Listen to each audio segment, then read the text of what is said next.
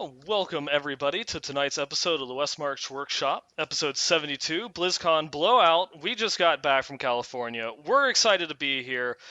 We've got a special guest with us tonight. I'd like to go through and skip the intro because I did not come up with one and go straight into the introductions. Did that work? Was that good? That was the Yeah, cheapest. I cheated. I cheated on that one. Oh And my I can gosh. do that because I it control the overlay. works. It worked really well, It I did, think. didn't it? I like So it. yeah, it We're You're going with flows. this. you're Not asking me to rap, put together these musical theatrical and productions with interpretive dance, and and now this you just get to say, I'm skipping it. And this is the reason why I asked you to do the intros. Oh my god. Yeah, see, you had a whole week. I had like BlizzCon when I was supposed to be coming up with an intro, and I just completely forgot. My mind is blank. Oh, Anyway, moving on to topics. I am your host, co-host, Nineball Gamer, and with me, as always, is Leviathan. Wave to the camera. hello. There we go. And joining us as a special guest for tonight is Monstrous. Say hi. Hello. I I said said I hello, not I, hi. I said But say hi. hi. God. Yeah, Ruining it already. I know. Ruiner is. Can we still Like make the that intro. joke with Chris not being here? Ruiner? Would he be Ruiner. offended? I think no, that's like It was you gotta have jokes that carry on. okay. Still say Ogchilds. Ogchilds. Yes, we haven't said that one in a while. But anyways, um, I am super hyped and excited to be here tonight talking about BlizzCon. Well, for those that are here live, and obviously for those that are listening on YouTube and iTunes, outside of the live show, the patch 2.4 PTR has hit, and we haven't had much time to go through and kind of digest all of the actual specifics. So we're not going to go into too many details into the 2.4 PTR in this particular episode. We're going to be talking more about some of our experiences, some of the things that we learned at BlizzCon, as well as just like the general like feelings that we have, and oh my gosh, the feelings, all the feels coming out of this past weekend. To go and talk about, and some other stuff that you might not have picked up on the show floor, and you won't really get from just staring at a bunch of patch notes and even playing the game. Just the pure passion and excitement that you could feel from everybody on the Diablo team, from the developers, the community team, the artists, the writers. It's just we talked with like felt like everybody, and Mm-hmm. yeah. So I mean, let's just get right into it. I guess our week in gaming should go without saying. It's been a lot of BlizzCon, yes. Uh, yeah. But before I get too ahead of myself and any further into this, I do want to give our special guest, Monstrous, go ahead and tell us a little bit about yourself. This is actually your third time on the show. Yeah, it is. A little bit about myself. Obviously a huge Diablo fan. I've been playing since Diablo 1, I guess. My first experience with Diablo was mostly on the PlayStation. And then from there I've moved on to Diablo 2 and now Diablo 3 and yeah, so I've been involved. I do a little bit of work on Diablo fans. Um, I do a little bit of moderator work on that site, and also on the official forums. I'm a green poster. I'm a MVP poster. So yeah, and it was my first BlizzCon. So yeah, I'm starting to branch out now a little bit more. So yeah. That Awesome. is awesome. Yes, indeed. Yep. So who would like to take first crack? Who would like to go? Obviously, you're the special guest here. So would you like to just kind of go through and start with some of your general feelings just coming off of your first BlizzCon?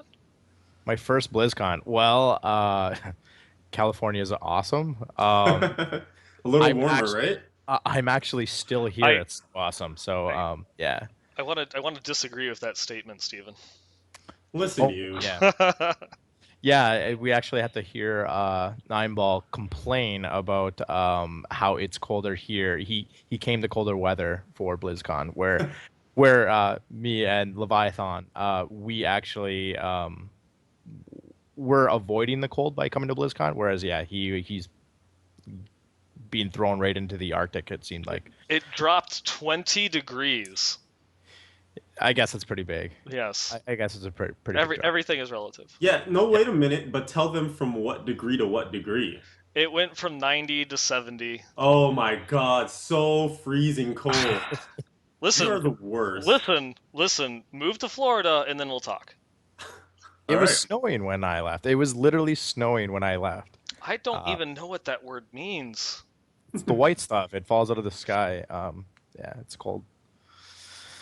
But yeah, BlizzCon.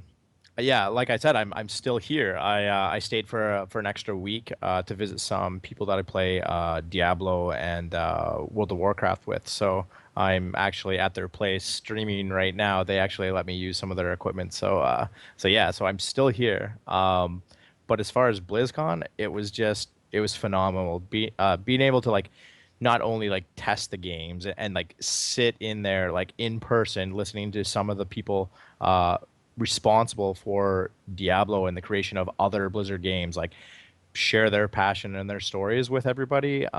It was just amazing. And not only that, but like meeting other people. We met a lot of great people from the community that also shared their passion for Blizzard games with us, and being able to just hang out with them, have a couple beers, and really talk to them.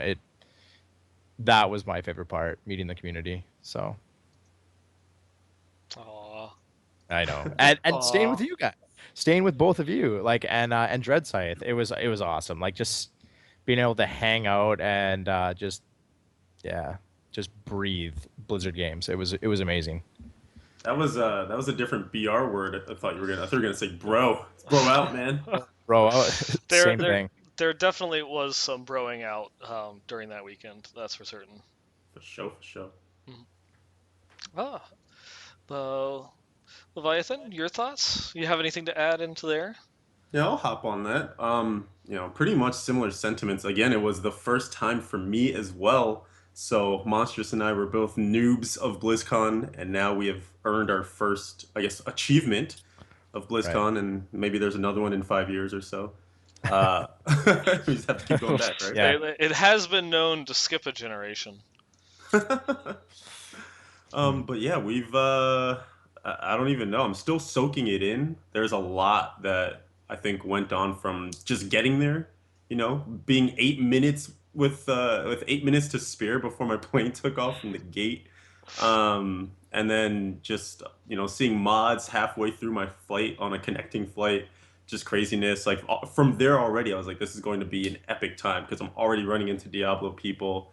It can only go up from here. I see Twitch hoodies. I see people talking about games, laptops. Like it's just gonna be awesome. And then it turned out to be even more than that, even more than I could ever expect. Um, I don't know if you're gonna share this story, Nine Ball, but one of the very first occurrences, I walk into our suite. Dread's there, Nolan's there, Nine Ball's there, and then I see a backpack. And I'm like, okay. And I put my backpack down. And then Nine Ball goes over to the backpack and he's like, wait, this isn't any of my stuff. And we have the same freaking backpack. Hmm. Like It's this old. Go ahead. Yeah, I was just about to say, yeah, it's not like it's just some new backpack that you just like got off the shelf or something that's like the popular thing or whatever. This is like just a actual like laptop bag from 2006, 2007. Yeah, it's like Had it, right when I started college. yeah, that we just both so happen to have, and it's just like I like your taste in bags. Hmm.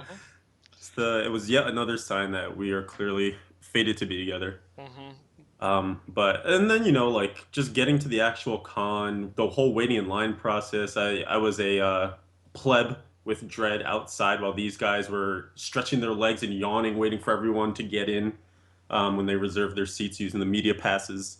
But it was cool to just kind of be part of that energy. Like, and one of the things I want to like definitely hit on is at any given moment at the con, you could just turn and talk to the person to your left or right, and you were gonna have an awesome interaction. Like there was no one who was like, I'm above talking to anyone, or like I don't know who you are, so I'm not gonna talk to you. Like you just engage them, and you're all there for the same reason.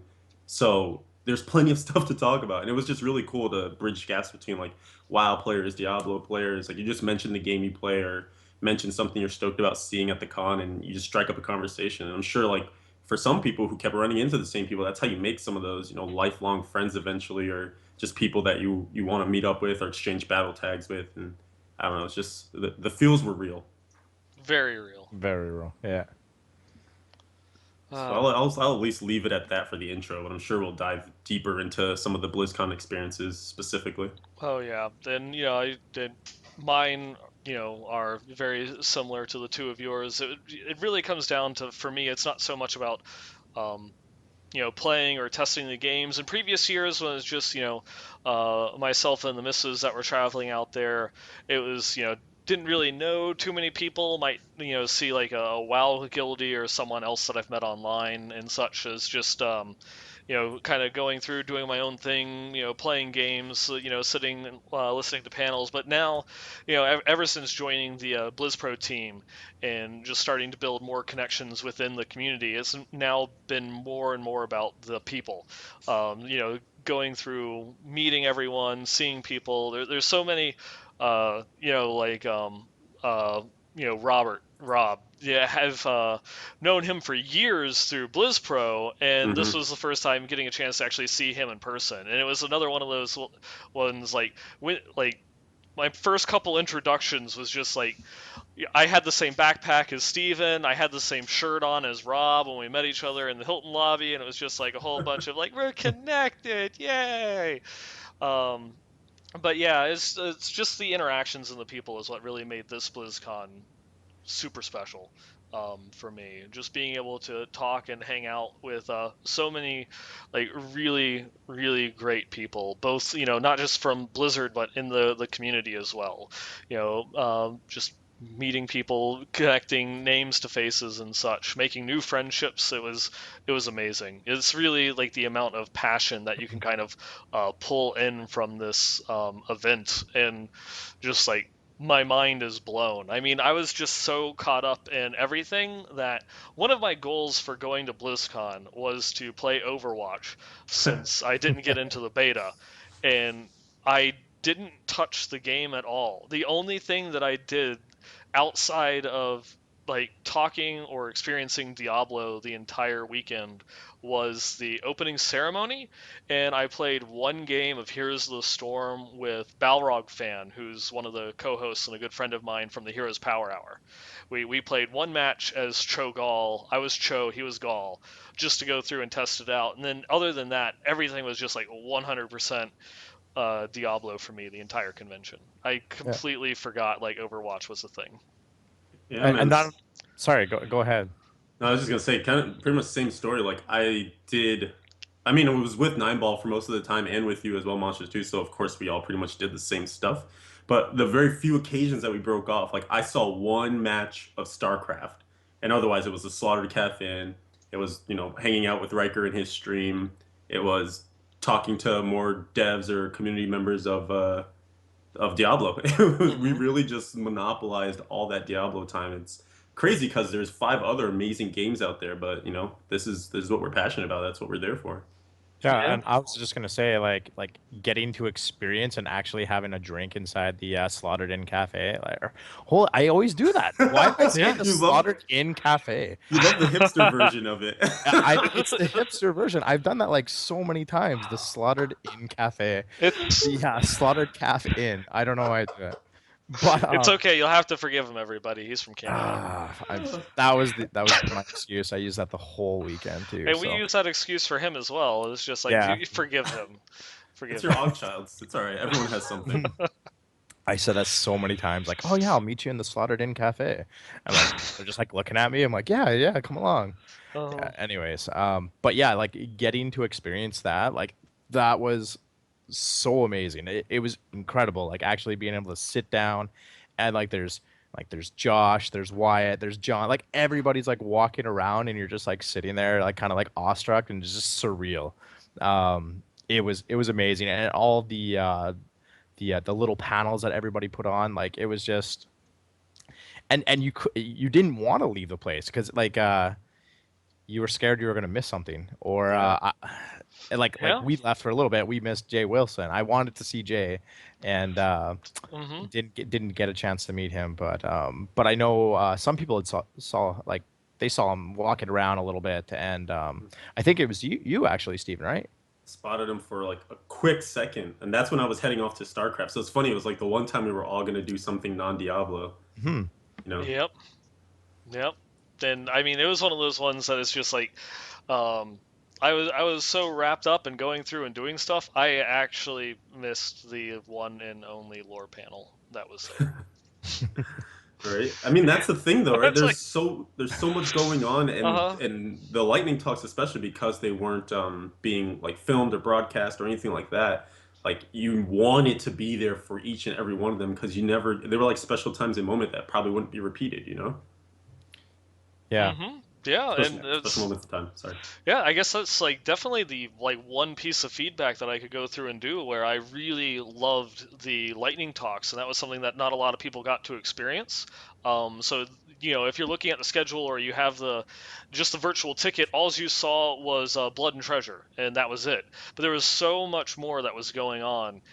Kind of like don't want to say behind the scenes, but on the show floor, it was like almost every hour they had a 10 or 15-minute little conversation about different things in Diablo. Like, what are the steps to creating a monster? What are the steps to creating an item? What tools do we use, or what's kind of like our design strategy when we go and make a new item or weapon for the game. Or the What sounds, right? The Yeah, sound one was Oh, there's awesome. The that sound was panel. cool. It was really cool. Yeah. yeah. They were actually making some sounds. What was the spaghetti and a crab leg? That was the Yeah. breaking The bone breaking, the yeah. bone breaking. Yeah, that was really really cool too. I So, Hmm. love it. And he's like, these are too frozen. He's like trying to get like really good bone crunching sounds. yeah. Uh-huh. And So, then and then Wyatt went through the UI changes as well. yeah, A little bit more in depth about the thought process behind it, and he was actually pointing people out in the crowd that actually were the artists behind all the buff, the new buff icons and everything. So hmm, yeah, it was just so surreal. Yeah, Yeah. I yeah, think it's the kind of thing where if you're a person that's sitting on the fence of do I want to avoid the crowds and just virtual ticket or do I want to go to BlizzCon and kind of soak it all in? If they do anything like this again, I think you should ask yourself if you're the kind of person that really enjoys the like why and the how of things because I feel like that was really one of the big takeaways from especially for all the Diablo stuff. It was hmm, not necessarily about like this is what's happening, this is what you'll see next, but it's more like this is how we did it. This is why we chose to go this direction. And these are all the other directions that we didn't go, and these are the tough choices that we had to make. We were thinking maybe this, some of us really like this, but then in the end we kind of came to this compromise. So I mean that's kind of you think back to years past when everyone's talking about story time with Wyatt, like it was that on crack, just the hmm. right. whole time. And not only that, like if you have a question about one of them, like one of the topics, you just ask them. They're walking around and they're more than happy to answer any questions. So yeah, I didn't have any pictures loaded because I was going through them, and a lot of them just they really need to be edited. Not the greatest of quality. Lighting wasn't that great on the show floor, Hmm. but like where they were actually like the little tiny stage that they were doing these lightning talks was like right there in the inn, and it was like it's not like the big BlizzCon panels where they go through, they do a brief Q&A, and then they walk off the stage, and then they are immediately ushered into the backstage behind the curtain and everything. Here with the lightning talk, they just kind of stepped down and then they were in the audience. they go back for a beer, yeah, and they're right Yeah, back there talking to you. So and so you could just easily just like come up and just ask more questions. Could you clarify this, or something along those lines? It's just every time that one of those talks finished, you would immediately see like three or four people just walk up and approach the person that just spoke to just ask more questions. It right. was it was amazing. Hmm. So if you've ever been on the fence about wanting to go to a BlizzCon, and if this is like any indicator of things to come, you definitely it's something that you need to do. And I would love for this type of tradition to be continued. I would love to see. I would gladly take just like a single Diablo panel if we got the slaughtered calf in every single year.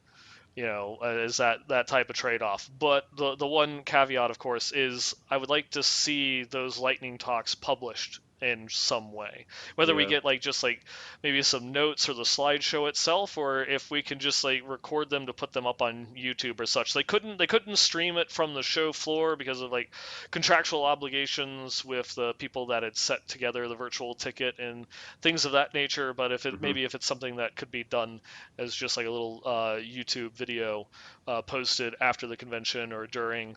Um, because this was really just a huge experiment. They were trying a whole bunch of Yeah. different things, this year, and this was just new, not just to BlizzCon, but for like the company. They haven't really done this before, and none of Yeah. the other teams really had kind of went through. And just talking with some of the people that were there, especially like Brandy and such, that there was some eyes from some other teams that were kind of going through and looking and seeing how this did for who knows uh, potential future updates to the. Yeah, I think some of the other games will definitely look at it, and they'll they could learn some stuff to make it a little bit more personal for the experience, for the overall experience for fans, because like it was huge. Like there was always a pile of people in there too. Oh yeah. It was full. Like it was hard to find a place to sit down, but yeah, it was awesome. I really So like Dread Sight's idea too. Like, maybe next year they expand it and they add like the blacksmith or something and they're selling Diablo gear. Or, I think Mhm. someone was saying like you could add a vendor that's just selling like crap items or something. Just like here's like your seventh murky pin or something. That's this is Uh-huh. all they sell. But I don't know, it could be really cool to see, like how you have like Harry Potter Land and like all these yeah. different amusement parks. Like, it'd be cool if Blizz almost built their own like recreation of New Tristram inside of BlizzCon and things like that. Yeah, Yeah. and we were using it almost as a meetup place, or sorry, a meetup place too. And I saw a lot of other people doing it too. Like, hey, like where should we meet? Where should we meet? We'll meet at this time. And everybody filtered there. Everybody just it was home base. So Yeah. It yeah, really was, and you'd see like the same faces there, all the time. And I guess kind of speaking of the same faces, I do want. Here we are, 30 minutes into the episode. I do want to give like some shout outs to some of the people that we met there.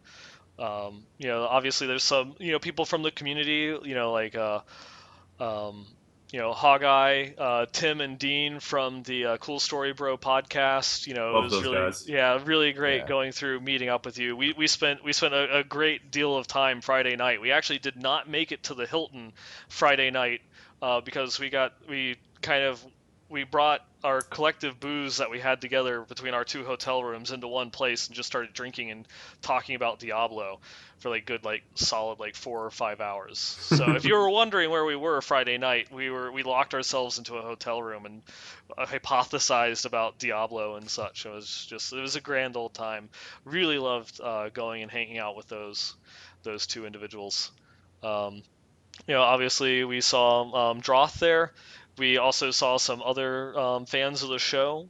We ran into Juno Reactor, who I believe I saw in chat here earlier. You know, That was awesome. cool. Again, still awesome taste in music. I love you, man. He had this shirt on. Yep. I believe we ran into Rankill Yeah, during one yep, of the Rainkill. panels, and he was there. I think he won something during the raffle, didn't he? Yeah, shoot, it was either he or his friend won one of the Hmm. signed copies, right? I don't remember. you let them win something? Like there was prizes after you guys won everything? I didn't get I, one I thing, want I but want a everybody backpack. else did. Okay, you can calm down. I want a Okay, backpack. I can't and I believe. saw a keychain too. Yeah. Yeah. Yeah, Um.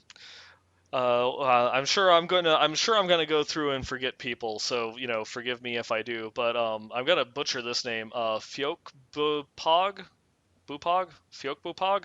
God, I'm sorry. You're I trying to know make exactly me. what you're talking about too. I have no idea how to say it though. Yeah, we ran into him a whole bunch of times, over at the Slaughter Cafe and just around on the show floor. It was, great seeing you. He's been a very, very long time fan, long time viewer, listener of the show. It was great meeting up with you. Camille, Yep, came out. Kamile, yeah, it was great going through. We hung out with him a bunch. He watched the panel with us over there, watching the Blood and Treasure panel. Um, that was really cool, and so just definitely want to give some shout outs to people from the community that came hung out or just came up and introduced themselves. And all Yeah. all the the you way. can't forget all the Reddit mods too. We got Yeah, Yes. met, No. met I Bleed Orange for the I, first time. yeah, and of course Minigeese, And Geese. Thunderclaw. yeah, Yeah, all the way from Amsterdam. it was crazy. Sorry, I completely forget your name, but I met you at you came all the way from Amsterdam, and he was a big fan of the Westmarch workshop. Actually, he was Hey, in the Mile. hotel playing. Yeah, Yep. Yep. Yeah, that's Kma. Yep. That was yeah. him. And I will never trust him again because he's way too good at lying in Werewolf. Uh-huh. Holy crap, he Oh was boy, good. we've Yeah, we've got some stories on that one, but I did also still want to go and say thank you to all the awesome people from the dev team that took time out of their day because even though BlizzCon is a great fun experience, they're still like technically on the clock while they're there, but just Don, John, Josh, Ricky, all you guys that kind of approached us to introduce yourselves and just say hi, talked with Travis, Brian, obviously the CM team, Brandy, Marcus, Andrew. Even though you're not on the teams anymore, Blake, Stephanie, thank you so much for hanging out. I do yeah, especially want to give a really, really big thank you to Brandy, Marcus, and Andrew. You Hmm. guys are amazing and awesome, yeah. for going through. It was great seeing you at the community mixer. The handwritten thank you letter, like, So legit awesome. made me cry that night.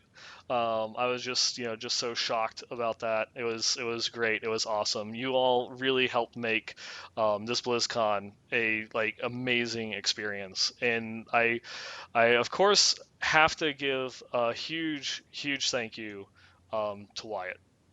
Really do. Yeah. You went well above and beyond, extremely out of your way to make us feel welcome during the entire convention. Meeting up with you, going having chicken and waffles was an amazing experience. That was very much huge, huge thank you How many for Diablo everything. players does it take to figure out a chicken and waffles menu?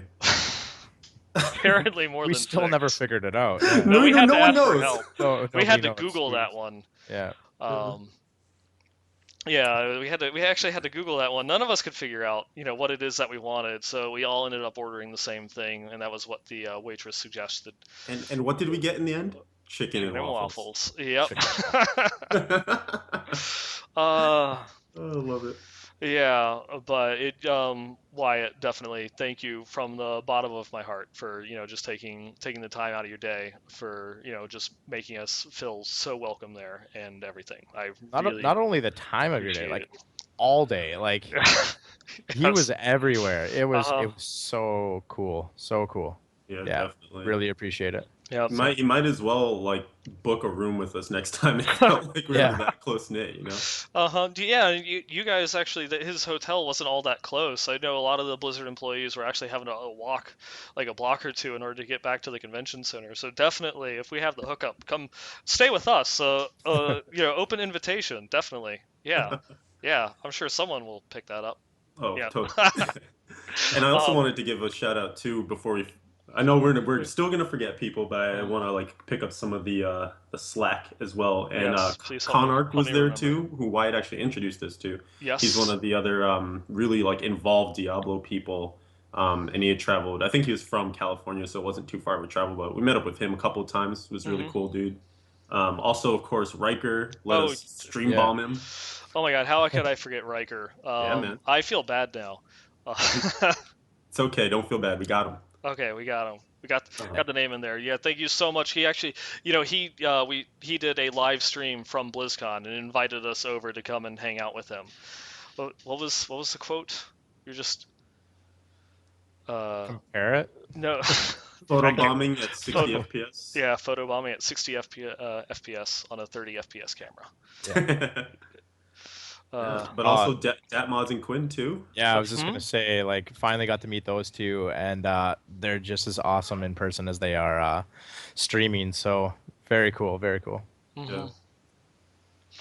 Oh, but yeah, I mean, I guess to go through and actually carry into this instead of just like fangirling over a BlizzCon itself, but I did want to talk a little bit about like some of the things that we learned, um, from kind of like the convention floor itself. There's one thing, like I said, I missed the lore and story panel, the lightning talk that Brian and Leonard gave, but I did have the opportunity to talk with Brian a little bit before, and just some of the things that might interest you if you care about story and such. They are trying something really new in patch 2.4, and they're having kind of a non-linear storytelling that actually has the creative team pretty excited, because not only do they get to experiment a little bit with how they're like kind of portraying the story of the new zone, Grey Hollow Isle, but also they get to uh, tell a story that doesn't actually center around the core, Diablo storyline. It's not about the eternal conflict. It's not about soul stones or Leah, Cain, Tyrael, or anything like that. It's its own separate story that they get to kind of go through and flesh out. And that's one of the things I love so much about Diablo, and why I've kind of gotten so big into it, is most of the novels have all been like kind of world building, and this is just another exercise that they're doing in world building, giving you more, what is it like to live or be in Sanctuary itself. And what I mean by nonlinear is that they have kind of, Brian mentioned it as kind of like points. You're going to have these points in the story of the Grey Hollow Isle, but every time that you go out there and say like do a bounty, or if you want to actually fully explore everything, you'll get different bits and pieces, and it's kind of set up as this uh, Bermuda Triangle of Westmarch type thing. It's like the Westmarch Triangle, and there's like legends of a hidden city of gold, and ships go disappearing. Everyone goes trying to search and find this Grey Hollow island, but no one has ever found it. You know, and so you're kind of going there and exploring it for the first time, and you get to see all these little bits and pieces of what's happened there, and so you might get, your story that you go and actually learn what's fully happening there is different from other people, because you might learn different steps. You might, learn about this cult of Nereza, before you hear about like this insane lord that kind of like ruled over the island, and how they all fit together is going to be a lot different. And so it's like every time that you go out there, you might learn something new, and the order that you learn it in is going to be different from, the next player. So you'll be coming to these different, ideas and opinions of what's actually going on there, until you kind of figure out the whole story. And it's just, from my interest in being like a really big lore nerd, this has really got me interested in what they're going to be doing, kind of like moving forward. They're experimenting with it in 2.4, but I would love to see what they might have coming next, if they, and it's not just that, but it's storytelling in adventure mode outside of story mode. So I guess sorry for those that are looking for updates to campaign. Mhm. But yeah, adventure mode is kind of where it's out, going forward. You So go ahead. I was just gonna say you were in fact so excited to talk lore that you just like skipped ahead. You didn't even introduce Grey Hollow Isle like by its own. So people don't even know I know. what's going I I was know, just did gonna that, say it. That whatever. kind of led into the new zone, but it also kind on. of skipped it. But yeah.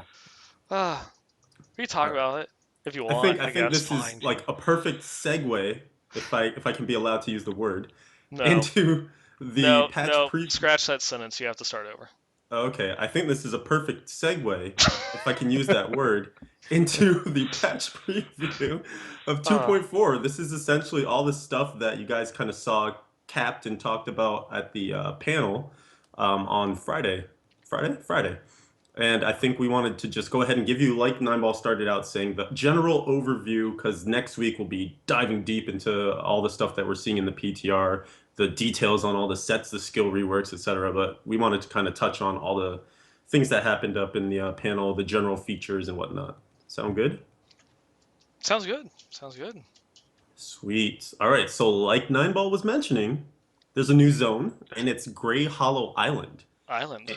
Yes, a Hmm. whole island. Like you were saying, it's kind of this Bermuda triangle, like it's there. We don't really know how it's there yet, but you get lots of lore and story through clicking on different, the same little bags that you're used to seeing lying around all of Sanctuary. It's in Act 5, and so it's a new zone that's in Act 5, And it's really cool. It's huge. There's a lot of sprawl. There's a lot of dungeons as well. Hmm. There's some other features, if you don't want spoilers, but some other man-made features. Yet, one of the things we learned from one of the lightning panels, lightning talks, is that it's supposed to be kind of a non-human area. Like humans aren't really supposed to have ever been there. They're just they wanted to put like humanoid monsters in there, but then they decided why not just have it Yeah. only overrun with just regular old monsters? No humans Hmm. have ever been there. And there's quite a few too new monsters in there, and they look awesome. They look Mm, like there's a couple of those like Wickerman kind of like woodsy type monsters that are looking mhm. cool. Yep. It's a lot of wolves and stuff. And it's actually based off, from what I've heard, it's kind of based off the opening of Act 5, right as you're coming into Westmarch. Hmm. There's that little forest area, and they kind of said that they never really did have a kind of like a haunted forest or a really really dark forest. So that's what they wanted to do here, moving forward. So it Yep. turned out really well. It's Yep. really really cool. If you're a fan of like the whole like gothic feel without, I guess it's not gothic, but the really really dark field of or dark feeling of Act One, it's kind of like it really reminds me of that when I was playing through it. So a lot of people have probably already tried it. So with the patch out, but yeah, Yeah, no, and if you don't know what zone it is that he's talking about, for many of you, it's that one thing that you saw once when you played through the campaign for about 30 seconds. It's yeah, right when you start up Act 5 in story mode. You're on this path that leads from a cave into Westmarch itself, and there's this little wooded area there as you're overlooking the city. And it's kind of like he was saying, that's the idea where they got for it, that they actually wanted to build upon that type of tile set. They wanted to make a haunted kind of European forest. Yeah, no, I think it's really well done. Came out very nicely. Mm-hmm. I It know really. Matthew. Go ahead. Sorry, I was just gonna say I know Matthew Berger put a lot of love into the monsters. Monstrous was talking about the yeah. monsters, um, and a lot of the they just came out really cool. The whole ambiance of it's really nice. It does have that darker, mysterious feel to it. So I'm excited to get in there and explore, see some of the events I didn't get to see on the demo floor. Mm-hmm. Yeah, because it's you never got to kind of like pick up. You only every time that you would go and replay it was kind of like wiped, so you never got to like feel type of progression. You kind of I think also some of like the story elements were set in that area because I almost always saw like that crazed man and the ritual of the trees and such. Hmm. If, spoilers, sorry, don't want to ruin anything, ruiner. But yeah, it's a really great area, and it actually has some pretty diverse tile sets in there as well because you have the forest itself, but there's you can kind of like take this one path that leads to the coast, and it's these like kind of rocky outcropping with a whole bunch of ships all just like dashed into the cliffside. And there's kind of like a cave. It looks kind of like the caves in the Blood Marsh, but it's kind of like a coastal cave. You see like the kind of tidal pools and such all underneath there that had a lot of interesting little details to kind of like go and look at. You can like walk around that zone after you're done killing everything and just like really take in the amount of work and detail that they put into this zone. It's not something that was just kind of like thrown together. Oh, hey guys, we got a patch coming out. We need a new tile set. This is like Ruins of Shusharon level of detail. Just how much thought and love they put into this.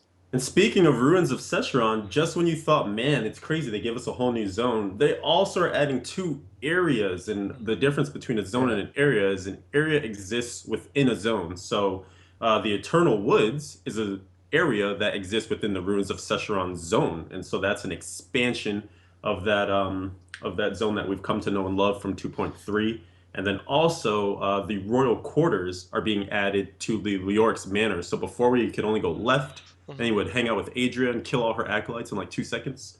Now you can go to the right, and that's actually a pretty integral spot to go in Lyric's Manor now because you're looking for that little pedestal, I guess, that drops your book. And when you're Hmm. wearing a certain set, I guess kind of spoilers for coming features, but everyone knows everything anyways. That's where you're going to get the clue to go to your set dungeon for the set that you're currently wearing. So it's pretty exciting Yeah. stuff. Hmm.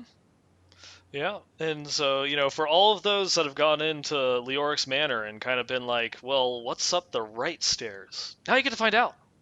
Now you get to know. And apparently it is more than a single room. Oh That's yeah, actually, yeah, that's Yeah. I was asking that question, like how big is it gonna be? And it's apparently it's gonna be pretty decently sized. Which I it's guess like a is, wing. yeah, which I guess Yeah. is like, fitting, he was the king of Honduras, so he should have a kind of a big bedroom type thing. You are luring so hard right now. I have to. I have to make up for the fact that I missed that panel and have no idea what they talked about Yeah. because apparently, Thunderclaw like streamed it but didn't save, and then my requests for him to tell me more about what happened have fallen on deaf ears. Maybe he's just lording it over me. He's lowering it over you. Ooh, I like that. Let's go with that one. There you go. And I actually I had the chance to meet some of the people that actually worked on the environments, and especially the Grey Howl Island. They were said that I I, I don't want to. I'm not even going to try, but they mentioned to actually. I think it was Riker and I were standing there talking to one of the artists, and the island was actually based on an island in the States. There, and I don't even know which one it was. Um, just off the coast, and they said that it's all about shipwrecks and something about you. They have a saying there that you're not supposed to turn your back to the ocean ever, or it'll take you away. And they try. I don't know. Maybe someone in chat knows what I'm talking about. But anyways, so they really base it off it. And it just sounded awesome the way he was describing it. But of course, this was a couple drinks deep, so If you're standing on an island surrounded on all sides by ocean, how do you stand without your back facing it? I you know what I mean. Right on. No. Like right against the ocean. You're Okay, not supposed to ever turn your back. just wondering if like Just doesn't. so many techniques. I'm just gonna go with hot streak and say too spooky for me. Yeah. But uh, All right, so who wants to yeah. take a revamped sets? ooh, can I? Kanai's cube. That's later. That's later. I see what you did there. Hmm. I see what you did there. All right. So yes, revamp sets. They are revamping 10 of the classic sets. They say, I think it was um, they didn't say it in the patch preview or the PTR preview, but they said it in one of the panels that they were like revamping 10 classic sets. But it's not just some of the Mhm. classic ones; it's some of the ones from Reaper too, that are going through and getting updated. And my oh my, are there updates? And of course, Demon Hunter fanboy, I have to go and talk about the new Shadows Mantle set. They're adding in um, what is it? They're adding in shoulders and a helm, so that way you can go through and get down with your badass ninja self, because this set is just amazing. It's like the single target set that you've heard some of the devs talk about like way back when. Could single target actually work? Could you like one shot mobs, have so much single target DPS that you could one shot mobs and still be effective because of how many mobs it is that you have to kill? And well, this is the grand experiment. We get to find out because even though the build wasn't 100% optimized and it was only Torment 8, but yes, with this new Impale build, you were one-shotting yellows. It was just going through killing elites, champions with just like a single impale. Real quick, it gives you an obscene buff of damage while you have a melee weapon equipped. You have permanent shadow power for all the runes, and then impale deals an additional 40,000 damage to the first enemy that it hits. So you are just hitting with not a single ancient item on in a non-optimized build, and I was getting like 1.6 billion crits from impale.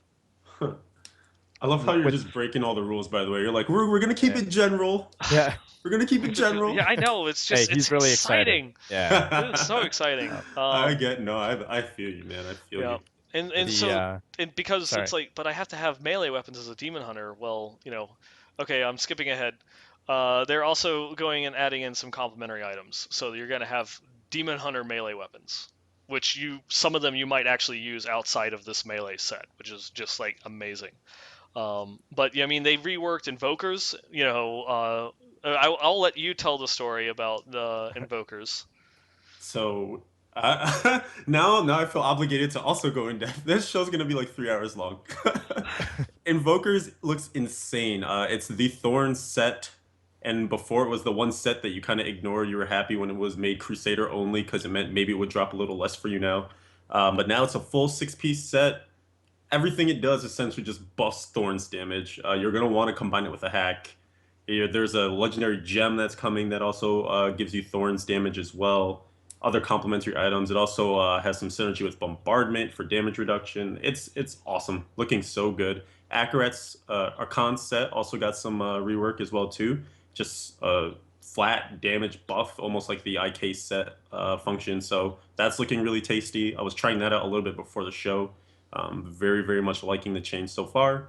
And then, of course, they're also getting a similar to the Witch Doctor Manajuma set. They're getting a speed farming set with a two-handed Yes. flail and a shield that, when combined, will essentially allow you to speed charge forever. Hmm. And when you get off the horse, you actually get a damage bonus. So I'm just imagining all the different possibilities with this for bounties, for potential just like T8 quick rift runs for keys, and oh my gosh, it's going to be amazing. We needed it. We needed it. Hmm. Yeah. It, That, sorry, go it's ahead. just Yeah. to give you an idea of why you should also be excited about invokers. There was a sentence that was uttered that you never thought possible. I was just going and testing it out and clearing Greater Rift 68 with my invokers, and it was just like, what? Yeah. Yeah, this was on the Cool Story Bro podcast. Deanie, or not Dean, Tim was telling this story, Uh and huh. I can concur and affirm every moment of what he said. We literally had a moment where he and I locked eyes, and we were like, did he just say that? I feel warm and tingly inside. Like it's GR68, and who Hmm. knows? That's probably not even the pinnacle. I'm Crusaders, man. This is our patch. Get Yeah. hyped. Get Hashtag hype. hype. Hashtag hype. Yeah, Um. there's a lot of new like jewelry sets coming out. There's actually like one really cool one that was actually previewed, the no set set. So Oh, you actually get bonuses for not wearing any set items, and so I guess I can read it out too. So while this is your only item set, it's actually two rings. So it's Legacy of Nightmares, the both rings. So while this is your only item set, bonus, every ancient item that you have equipped increases your damage dealt by 800% and reduces your damage taken by 4%. So yeah, just like think about that in your head for a minute. Like there's 13 slots, so it's just massive. It's just oh yeah. really massive. Yeah. So now like you want those ancient amulets and rings, they actually come into play here. So very cool, and we might actually see some builds and like a no set. This thing might actually overtake a couple of the new sets. We might actually see some competitive builds, but people not wearing any set items and some really cool combinations. So it opens up quite a bit in the long run. Yeah, I'm really looking forward to seeing exactly where it falls in line. Because even one of the things that, we were kind of discussing from a philosophy standpoint is should Legacy of Nightmares ever trump any of the class sets, because it takes so much longer to get a class set together. I mean, Hmm. that's also arguable too, because to get all ancients, is going to also take some time as well. But it's just kind of this idea of like what should be more important, more powerful at the end of the day. And we didn't really come to a conclusion, but it's going to be interesting to see kind of where that set, the no set, falls, because I think even if it doesn't make it to the top, it's going to enable so many builds that can have very Right. specific like duties to it. Like you Hmm. can probably make a bounty farming build that you couldn't make before for a certain class that didn't have like the best proficiency at it. You can maybe like put together some Ubers build for it or something. I don't. The possibilities are endless, and that's why I think Yeah. it's got so many people excited. Hmm. And the way that you kind of build up the no set is that it only gives you like the damage and damage reduction bonus based on the number of ancient pieces that you're wearing. So, your path to the non-set set while you're building it could take you through some very, very different and diverse builds depending upon what items you get to actually build that up. You know. Absolutely. It's one of those sets that you're probably not ever going to use until like later in the season, because not only do you have to like you're losing so much power from the sets if you're not using them, so you really have to like get a hold of a lot of ancient items to make it work. At Hmm. least that's what it looks like right off the bat. So definitely. Agreed. But yeah, there's so much. I mean, they touched on so many things. How do you guys feel about gold? How I want to do throw it I away. feel about gold? I want to sink Eh, it. You want to sink it? Well, I have a surprise for you, good sir. Tell me. Because we are in fact getting a gold sink in patch 2.4. You know, what can you just do with all that gold you have sitting around doing absolutely nothing for you? Well, my friend, you can purchase one additional roll to upgrade your legendary gems in a rift through this new feature called Empowered Rifts. Dun dun dun. Dun-dun. I will be expecting my marketing check in the mail. Um, anyways, yeah. So this new feature that basically what it comes down to is you get to pay a certain amount of gold to empower your rift, and what that does is if you complete it in your time allotment, you will get a fourth roll to upgrade your gem. So that one, it's something whether you're going and just trying to level up a gym from zero, and you want to do it really quickly, or you're down to just a small percentage of, trying to upgrade a gym, and you absolutely need to get that conquest done, or whatever it is that you're trying to get a bunch of gyms to a high level. It's something that you can just be like, well, yeah, sure, I can throw some gold to try and get myself another 1% roll at this gym just to try and get it, like one step further for that little extra bit of power. Dude, you just blew my mind. I hadn't even thought about it in relation to the conquest. So now, like, Hmm. oh man, I'm gonna have to be thinking about so strictly how I want to balance my gold, to get to Hmm. my goal of potential, like, getting a top 10. Because whoever is like really aiming for that conquest, they're just gonna Hmm. sink all their gold into that right away. Oh yeah. But And if, man, what? Crazy. yeah, and now this one's kind of subject to change. This one just came to one of our conversations with Wyatt, but the kind of idea for the cost of the empowered rifts, because it scales with the level of the rift that you're doing. Starting off to some paltry amount, just like a couple 100,000 to like I think what was it? Greater Rift 75 was 590 million. Yeah, it's like Uh, astronomical. yeah, it's kind of scaled to the point where it's three times the amount of gold that you would get from completing the rift. So it should kind of balance itself out that like every three rifts that you run, you get enough gold that you can empower your next rift. Now, obviously, if you go and run bounties or you farm keys, that will go and kind of like spread that out. Or if you run the vault a couple of times, that can get you and save up some gold to like hit it really quickly. But then that also kind of like gives you like, well, what do I want to do? Because I'm leveling up a gym from zero. I want to get those extra rolls so I don't have to run as many rifts. But if I would do it at say like level 40 as opposed to 60, I'm going to save myself a bunch of money. Mhm. Well, it's crazy too. Like whichever Joker in chat's mentioning, like imagine using the non-set set with the ancient like gold find set. There's now going to be so many ways to. Oh, I Huh. need a bunch of gold so I can empower my rifts and really get my gems up. So then I can also use this new recipe in Kanai's Cube, which we keep teasing. We'll get to it. Um, there's it's crazy, man. All the Boon of the Hoarder, which you left behind like 2 seasons ago, that's going Hmm. to come back into play. These Yep. vaults with all the puzzle rings. Saving them Ah, for your friends yeah. Yeah, it's just gonna so be a they lot can of I, get gold. strategy. It's I, gonna be, yeah. Oh. I say I want to see it. I want to see the non-set gold farming set with uh, huge pickup range and like the what is it gold wrap and all the other stuff just so you go through and get yourself all the money so that way you can just keep it going perpetually. I wonder how they would react to that.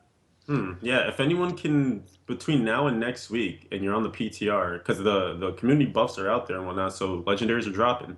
If you get a gold farming set together, we want to see it with the non-set set. Yes, I want you to break the game and find a way that you can run, like a Greater Rift 50 or 60 or something like that, with a set of gear that will allow you to get as much gold from the Rift as it would cost to empower it. Yeah. That would That's that would that's a be tall task. that is a tall Yes. task, but hey, someone's got to do it, right? And I'm in season now, and I'm scheduled for 55 hours next week, so it's not gonna be me. That's not gonna be me. Uh, but yeah, so the empowered rifts, Yeah. that's your gold sink. That is the thing that and this kind of comes down to, I think we got some ideas maybe that didn't specifically hit the mark when we were asking about this on the show, like a month ago. But yeah, I think we got some people that were kind of close because a lot of people were like, coming in, extra percentage chance for legendary gym or, upgrading your legendary gym. Or I know a lot of people were wanting to go through and get Death's Breaths, but yeah. Mhm. And let me ask you this, Nine Ball. Why, if I have all my gems all leveled up and I'm just 1%ing, why would I even care about getting more gems leveled up faster? Well, I am gonna tell you why, if you would allow me.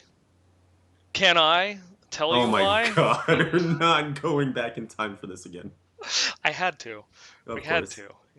You tried to take that from me, and I had to take it back. Um, but yes, we're getting a new recipe for Kanai's cube that will allow you to. Am I using the proper term? Augment? Is Yes. that, yeah? So it allows you Yes. to augment items, and what that does is you can sacrifice a legendary gem to give a permanent main stat bonus to an ancient piece of equipment. And it's for every level of the gym gives you 5 of your main stat. And there are some requirements, like in order to augment a weapon, you have to sacrifice at least a gem of level 30. And then to do your jewelry, or I think it's to do the items, it's level 40, and then the jewelry is level It's 50. 50. Yeah. Sounds right. I might Yeah. have that. I might have the jewelry and the armor switched, but it's 30, 40, 50 are your cutoff points. So it is, yeah, And it those are is just going to be. minimums. Yeah, those are minimums. The sky's the limit on how high that you can go, but every time that you go to augment a piece of gear, it will replace it. So if you sacrifice a level 50 gem to augment a belt, from my understanding of what the conversations I've had with the devs, if you go to augment it with a level, like a level 30 gem, you're going to drop your bonus. It's not going to be like 50 plus 30. It's Right. just going to be that level 30 bonus. Whatever it Yeah. is that you're adding onto it, um, is going to be the one that will replace it. So it's going to be a very interesting point. It's going to create some interesting gameplay there. I could easily see someone going and doing like the weapons because it only requires a level 30 gem to just go Yeah. and throw. I'm just going to throw a level 30 gem, on there, just so I can get my bonus and keep going. You Hmm. know. Right.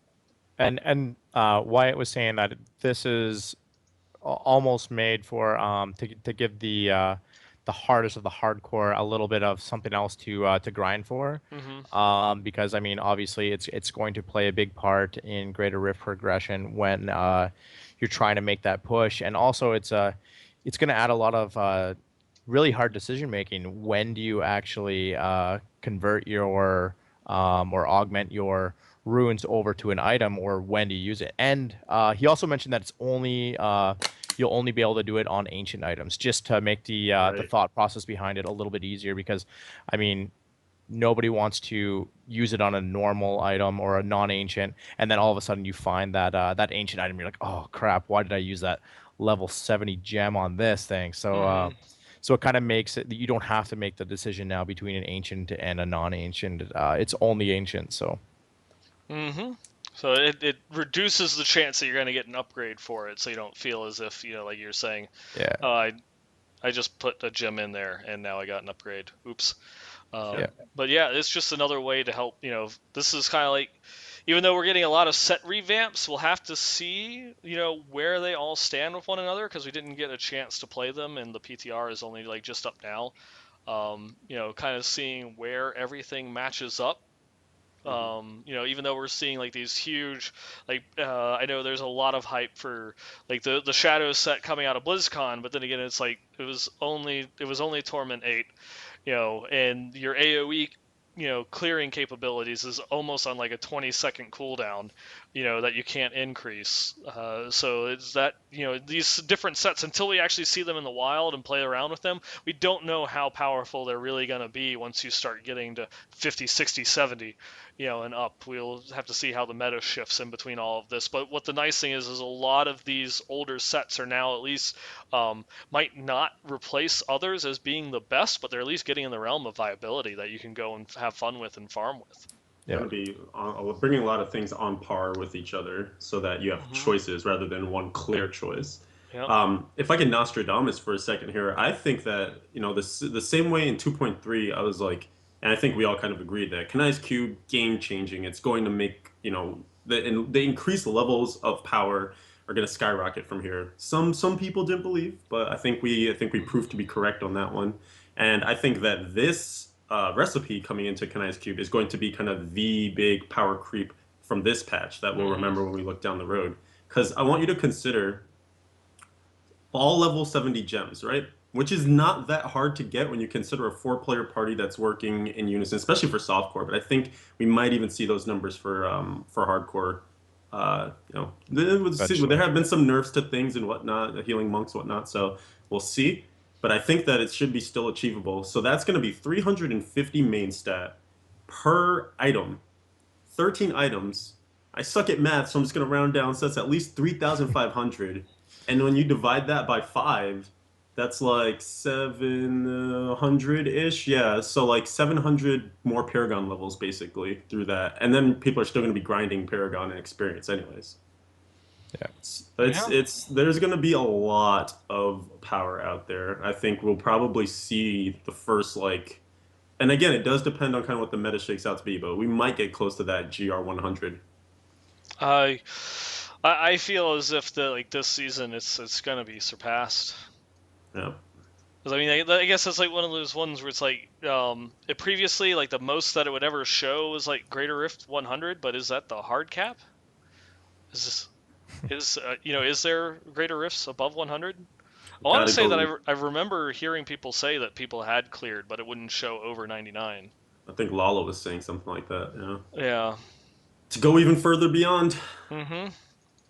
Which, speaking of which, we forgot to mention Lala. Oh my Oh, goodness. Oh my god. Lala. But Terrible it people. is okay because she didn't recognize me. Ha! I was just some stranger sitting there waving at her, and she just gave me like this look, like, "Who the hell are you?" Like, oh, it hurts. Um, Yeah, Lala was there. yeah. Hung out with her a bit. Yeah. But yes, and just talking about, like, say, like the non-set set and all this other stuff, and four-player parties, what are you gonna do with all of these new items and new buffs and things that you have to go and keep track of when we already have such limited space to keep track of our buffs? Where are we gonna put it all? Where are we gonna put it all, Steven? I think what I would do personally is revise the buff UI. Did they do that? They did, man. Oh, It Oh, all right. was it Whew. was crazy. The first time we all got to the demo stations, we're noticing these little like green bars chasing down on Yeah. top of our skills. Like, what's not, that all not about? to interrupt the show, but I just want to say we are so horrible right now. Yeah. Be- Become like a cheesy carnival, Yeah. like I don't even know. Hey guys. I am legitimately sorry to everybody out there that is listening to this. Yeah. But at the We're same just time, I am not sorry. reading out the show notes that you We are sent going to us. So, continue. We are going to Yeah, it's continue. a blame Archon. What? uh, I mean, we're trying to make things surprising to people, to yeah. thousands of people that already saw it, right? Uh-huh. So we were already going to fail to begin with. Yeah. But in any case, there's still plenty to be hyped about because all this stuff is awesome and you want to hear about it again anyway. Revised buff UI. So now, some of the buffs that were being given to you by other classes, they kept using the classic example of the Inna's set when you have all four mantras coming from some monk that just wants to spam your buff bar. Those are all now go into one little folder holder, buff folder holder. And so whenever it's all condensed into that one. And then as you accumulate more party buffs, like say a bard gives you a war cry, a crusader gives you a law, all that's still going to be in that one folder. And then when you hover over it, you can see all the other buffs laid out for you. So that's great because most of those you don't really care about. It's nice to know that they're there, but you don't want to track them or look at them the same way you would look at your focus and restraint or other buffs like that. So now they also condense some of the other kind of active and always there buffs. So if you take, for instance, like an ice armor for a wizard, when you have it active, there's going to be like a little gold rim around it on the skill itself on your skill bar. And that lets you know, okay, I have ice armor up. I've activated it. It's still working for me. That's great.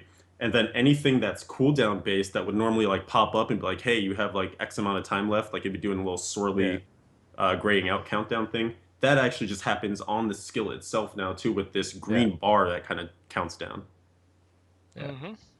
So And a lot of the community buffs too were moved up beside the mini map. So I don't know. I haven't been on PTR yet, but apparently like the community buffs will be up right beside the clock or the right underneath the name of the zone, I believe. Yep. yeah, it's like next to the Yeah. difficulty level that Yeah. you're on. Yeah. So like your strength and numbers will be there. The community buff is there. Although right now, actually, I reported on this on the forums. I made a post on the forums, guys. Oh my God, it's It's happening! happening. I'm doing things. When you hover over the community buff in its nicely new located spot at the top right, it actually doesn't show what the details are. So that's Oh, kind of one of the pain points of freeing up that buff space on the UI that now they have to figure out. Oh yeah, by the way, we should probably show the details when it's up there now. So Mm-hmm. you're getting a buff. You just don't know necessarily what all the sweet details of it is Okay, there. I've got a buff. I don't know what it does, but it's up there. It's up there. I know it's working. Mm-hmm. And then, just in case, this was my favorite. This was actually, I don't think this was shown on the panel, but It this was was one of my not. favorite things of like one of the lightning talks was why it was up there, kind of going on the philosophy of like how we came to do the buff bar. Like Nolan was mentioning, some of the guys who were actually responsible for a lot of the changes were sitting there in the crowd, so he was pointing them out, giving them props. And at the very last slide, he's like, and by the way, just in case all of this doesn't, work out for you, or if it's just not enough, we doubled it. And so now you can see 20 buffs. They actually will go on a yeah. second tier or second line that's above where you're used to normally seeing them and just Mm-hmm. continue over. It's awesome. Yeah, it looks crazy when like he showed the screenshot and it just Mm. showed them all. I'm like, oh, like I don't know if that will ever happen. I'm trying to Yeah, think, can you? but There's like another challenge to issue, there's a right? challenge. Yeah, Mm-hmm. get 20 buff. Yeah, so especially Shoot. with the monk that with all the mantras like showing up just in one column, like that's Mm-hmm. yeah, it's gonna be hard, but there's a task. I'm just gonna throw on every single thing that has a proc, and then use There's quite a all few. the skills, all Yeah, of them, Somehow you have all the skills. every single one. Oh yeah. And to also what we kind of mentioned a little bit earlier, to help you fill up all this new buff space, we're getting a crap ton of new legendaries. I think it's like we got like 50 new legendaries, Legendaries and legendary powers and yeah, things. legendary Yeah. powers, yeah, that are they're going through and revamping um, a whole bunch of old items to help out with the new builds. Like I mentioned, they're adding in like Demon Hunter melee weapons. Who would have thought? But there are also some other ones. A favorite one from actually a bunch of the devs and some of the community team is the brand new Hammer Jammers, yes, which will increase the amount of damage that your Blessed Hammers do to enemies for 10 seconds after they've been hit by a blind, immobilize, or stun. So they don't have to be like locked down. You have a little bit of a window with which that you can go through and start slamming them with. But it's funny because you have to immobilize them. So it's and to coincide with that, the new flavor text, stop, Stop. hammer time. Down, no, no, no. Down, no, no, no. Okay. Okay. and it's I had a supposed to moment. combat the stutter step too as well because you probably won't be using the Yeah, I mean, hexing you pants. could So use hexing pants and do that god awful stutter step for 25% extra damage, or you could use the hammer jammers for like 400% extra damage. the Choice is yours.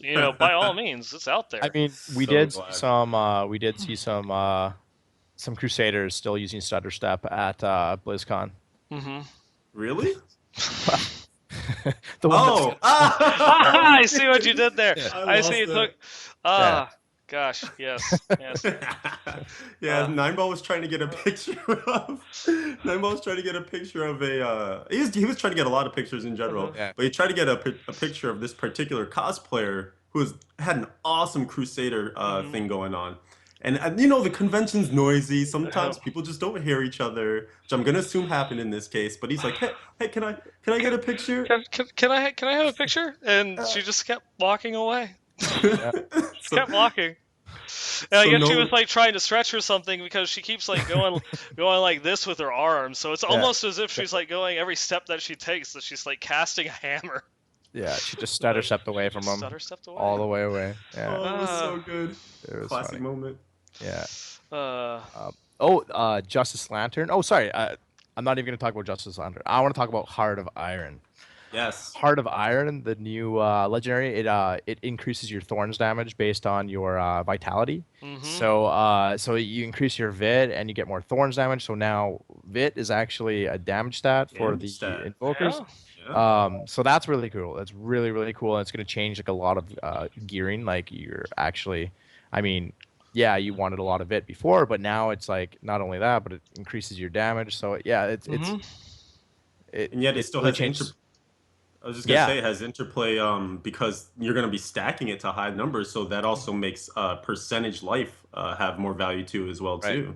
Yeah. Mm-hmm. So it's sweet interplay. And then nine ball, you were Yeah. saying too, it's gonna be this balancing act, right, between vit and strength. Yeah, because I mean, Vit is going to give you base Thorns damage, and then Strength is going to then give you a percentage buff of that. You know, because if Thorns damage now scales with your main stat, or at least the main stat damage bonus actually improves Thorns.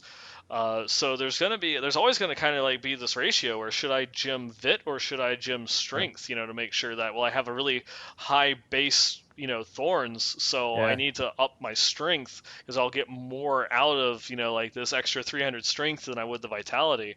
So it makes some very interesting decisions when you're going through and gearing for Invokers, which And not only that, but it's just like they're changing the game when it comes to invokers, and they're actually giving you options and making you think mhm. outside the box. I don't know if this is where you're gonna go with Monstrous.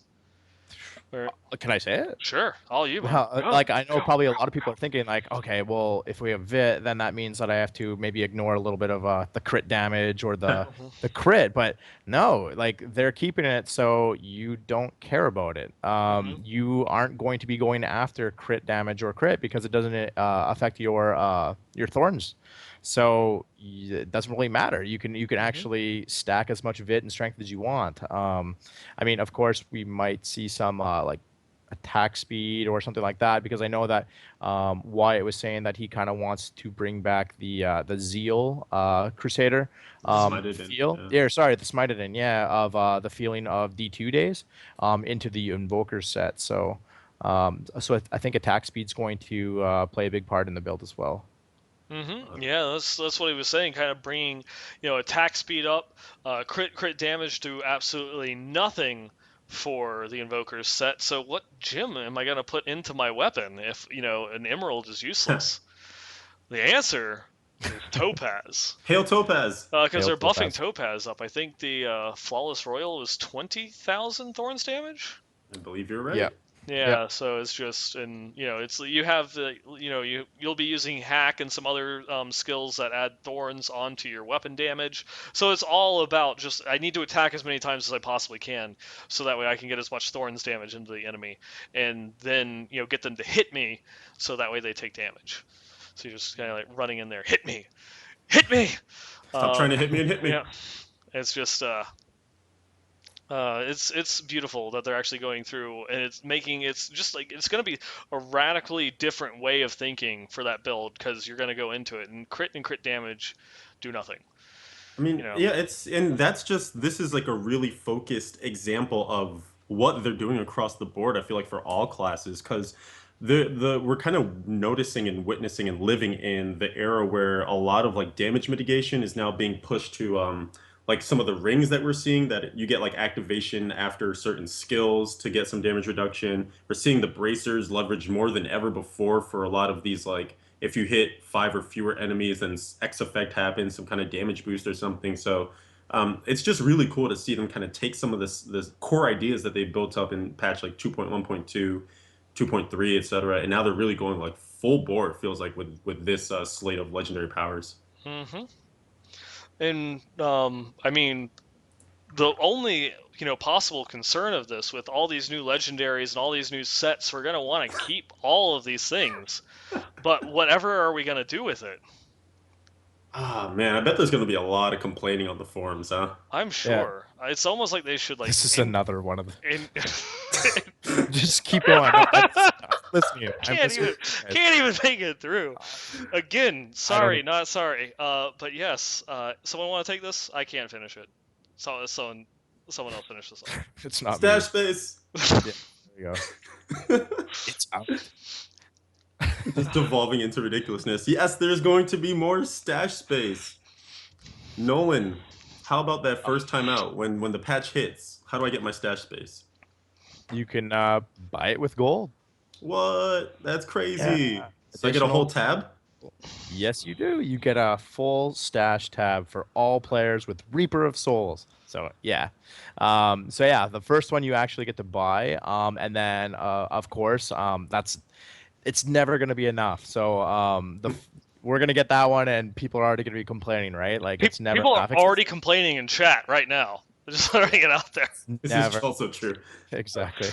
So like we'll never hear that. Like even okay. But yeah, there are also more ways of getting it. And if you guys want to explain that a little bit more, I'll let you go because I'm just, yeah. It has to do with seasons. Yes. So, as Nolan mentioned, the first thing that you'll be able to do is just hop right in and buy your sixth stash tab. Now, in order to get number 7, 8, 9, and 10, you'll have to play in seasons. What they showed off, I believe, was tying the stash tab to Conqueror during the panel, but that might Hmm. be too high. They'll go through and balance it to make it more accessible so you don't have to go and complete like the second highest tier of the seasonal journey itself. They might drop it down a little bit lower. So that way people can do better, but it is going to be one per season. It will stack. So in season 5, you'll be able to go through, complete Conquer or whatever tier or step that it is, and then you'll have stash tab number 7, and it will Instantly. instantly roll over into your non-seasonal characters as well. You don't have Yeah. to wait till the end of the season. As soon as you complete it, it's unlocked. Your season and non-season characters both get your 7 stash tab, but in order to unlock number 8, you have to wait till season 6. So they are going to go through and drag it on a little bit, with how quickly you can go through and get these stash tabs. But they are finally going and listening to probably one of the biggest cries of giving people more stash tabs. So you're going to have more room to stick all of these items in. It's And we exciting got a stuff, ton of man. new items. So yes, we Yeah. have somewhere to put them. Yes, yes. So and console is going to be a little bit different too. You actually you'll just be able to purchase them up to 350 item slots, I believe, just with using gold. So Hmm. so yeah, they're not left out either. Both PlayStation and Xbox. So yeah. It's good stuff all around. So what we've been asking for. Yep. Yep. All right. And so now that we have all this space, I think I might keep a couple of my sets around. Will that behoove me?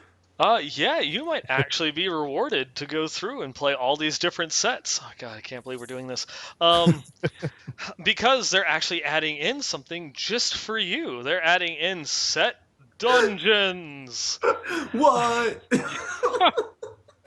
This is a thing. This is But actually a thing. We're continuing this yeah, going. I said I was going to stop, but I you can't. This both I have know, right? Um, votes, so. I'm uh, actually super excited about these, by the way. Yeah, this is yes. my favorite feature by Th- far. Now I know some of you may cringe at this, but a lot of you probably have played World of Warcraft, and you kind of already have an idea of what these set dungeons are. These are challenge modes being brought into Diablo. And the way that it works is, as we mentioned earlier, in the royal quarters in Leoric's Manor, there will be a scribe's lectern that when you click on, if you have a complete set equipped, will drop a note that gives you a hint to the location of where this set dungeon might be. We won't say any spoilers on the show here, but we will. Um, It maybe in the future go and have an episode about where they all are for those that want it to be spoiled, Hmm. because it's going to be kind of like a little treasure hunt to go through and find them. They're hidden out there in the world. It will be an adventure mode. But of course, you'll be just a Google search away. You probably, by the time you listen to this, if you're not live, you'll probably be a Google search away from finding where all the set dungeons are instantly, if you want to know where they are. And But for those, sometimes you ask your friends, and they Mhm. simply laugh at you because they already know, and you don't. Yes, Mean people. you sound as if that's happened to you already Salty. tonight. Maybe. A little Maybe. salty. Whatever. Little- I found it. Okay. I'm sure he, meant the best for you. Um, but it's going to be pretty cool. In like challenge modes from World of Warcraft, the only reward that they have is purely cosmetic. Each class is going to have a set of 8 achievements for their set dungeons, 2 for each of their 4 sets. One for merely completing the set dungeon itself, because the set dungeon is going to have kind of primary and secondary requirements or goals. What's the term that I'm looking for? Objectives? Objectives. Thank you. That's Yes. it. They have like primary and secondary objectives to actually complete it. So obviously you'll have to complete all of the primary objectives to actually get credit for completion. And then there'll be a couple secondary ones which are mastery. So you'll have to do all of the objectives in within a certain time limit in order to get it mastered. And if you do actually go through and master all 4 of the ones for your class, um, you will get a pennant. So you'll actually be able to wear like your class's pennant, showing that, hey, I mastered all 4 of my class sets, and that each one has different objectives that you have to do. Like I remember just like going through and seeing some of them. Like one of the Natalias was you have to clear the set dungeon by taking 0 points of damage. As soon as you take 1 point of damage, that's it. You cannot master it. You can complete it, but you can't master it. Right. And the Helltooth Witch Doctor, complete the dungeon using 0 mana. Yeah, the Firebirds actually had a cool one too. Oh yeah, the Firebird. You actually Yeah. had to kill 50 enemies using the meteor that spawns when you die, Yeah. or when you proc the rebirth mechanic on it. Hmm. And I've been seeing some things. I don't know if they're intended or not, but apparently there's some mechanics inside the set dungeons which one shot you. I don't know if it's supposed to be that way, but these are hard. They are Yep. actually really really hard, and you can over gear it too. So you can actually have too much damage where you have to group up a ton of enemies together and kill them like all at once or with a certain number of hits or something along those lines. And it's just like if you over gear it by too much, it makes it harder. Yeah. Because it's not so much about killing the enemies, even though you have like this timer ticking on. You have to complete it in a certain way. You have to kill them using certain ones, and it's just gonna be like, wow, okay, this is different, and again, there's no rewards outside of these cosmetic rewards. As It's Gone was saying in chat earlier, where the stash space isn't enough because the set dungeons require you to complete 24 different sets to actually complete everything. If you are that guy that wants to, or girl, that wants to go and complete all 24 of them and master them all, you'll be rewarded with what I'm going to say is probably going to be the rarest set of wings in the game. Oh yeah. Um, a special set of like these like kind of like bony jade steampunky wings saying, "Hey, I mastered all 24 set dungeons." Yes.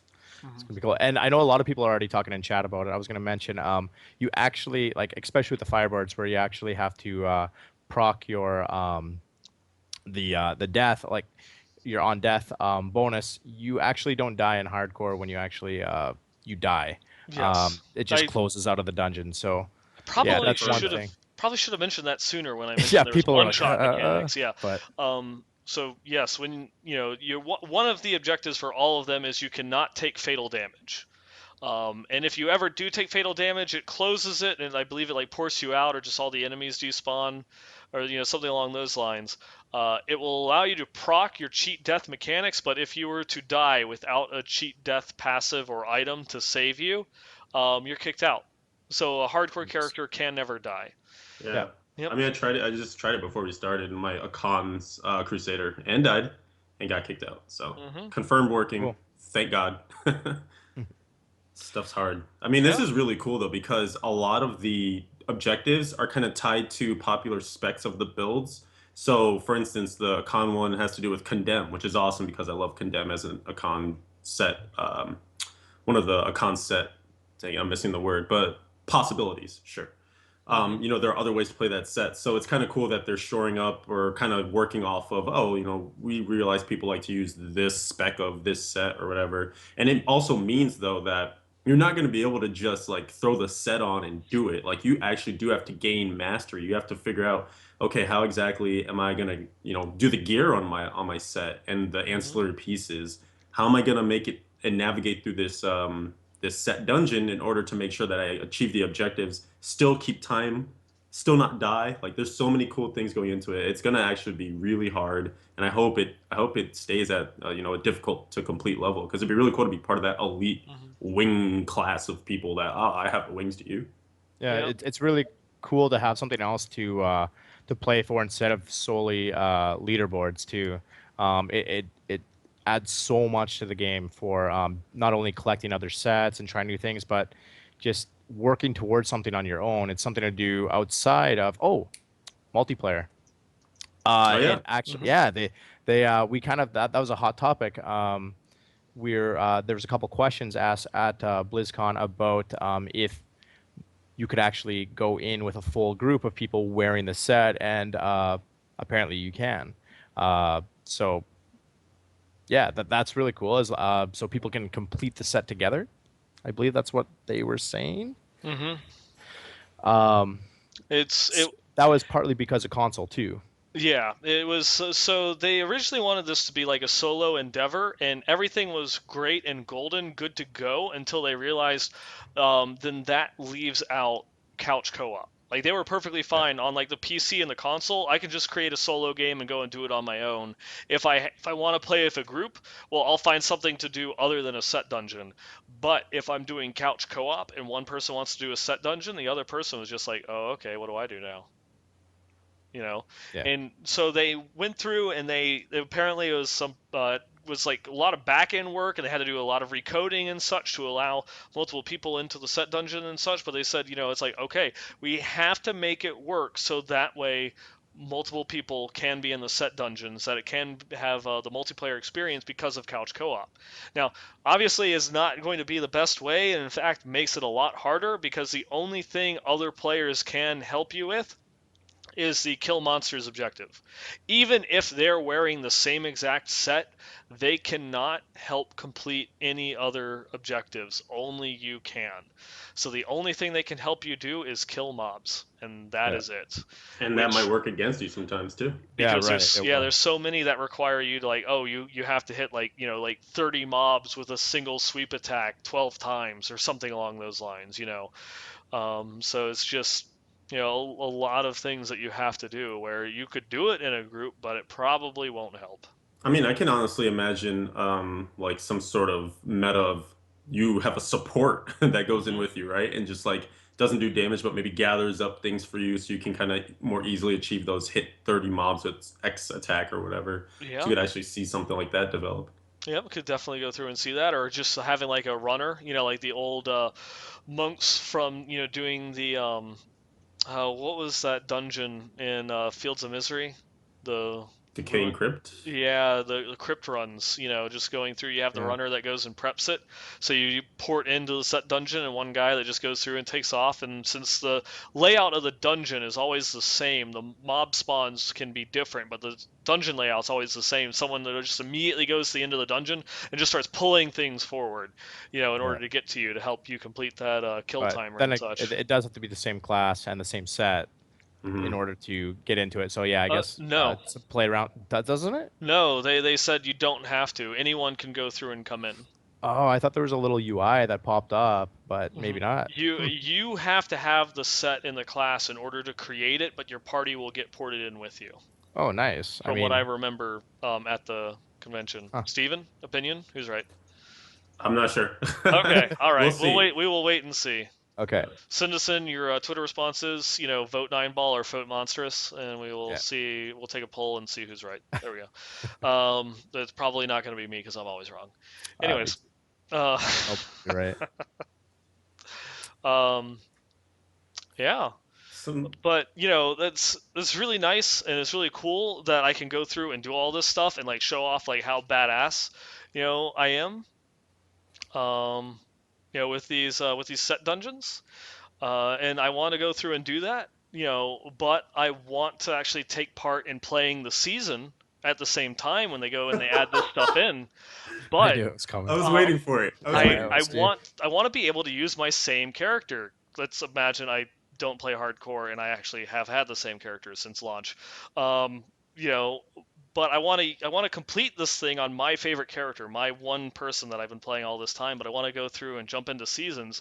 What can I do? I don't want to achieve these things on someone other than my main with some seasonal character I'm going to drop. What would you do? What can I do? What would someone do? What about a word that you already used previously? Rebirth. I'm so sorry. Rebirth. Yes. So what you can do, I'm just moving forward. What you can do is Keep take going. a character that you have become particularly attached to. You like the name. You've played countless hours on it. It has so many elite kills. It's so sweet. Take that, hit the rebirth button when you're in your character select. What then happens is all of its gear and inventory gets stripped down, no longer on you.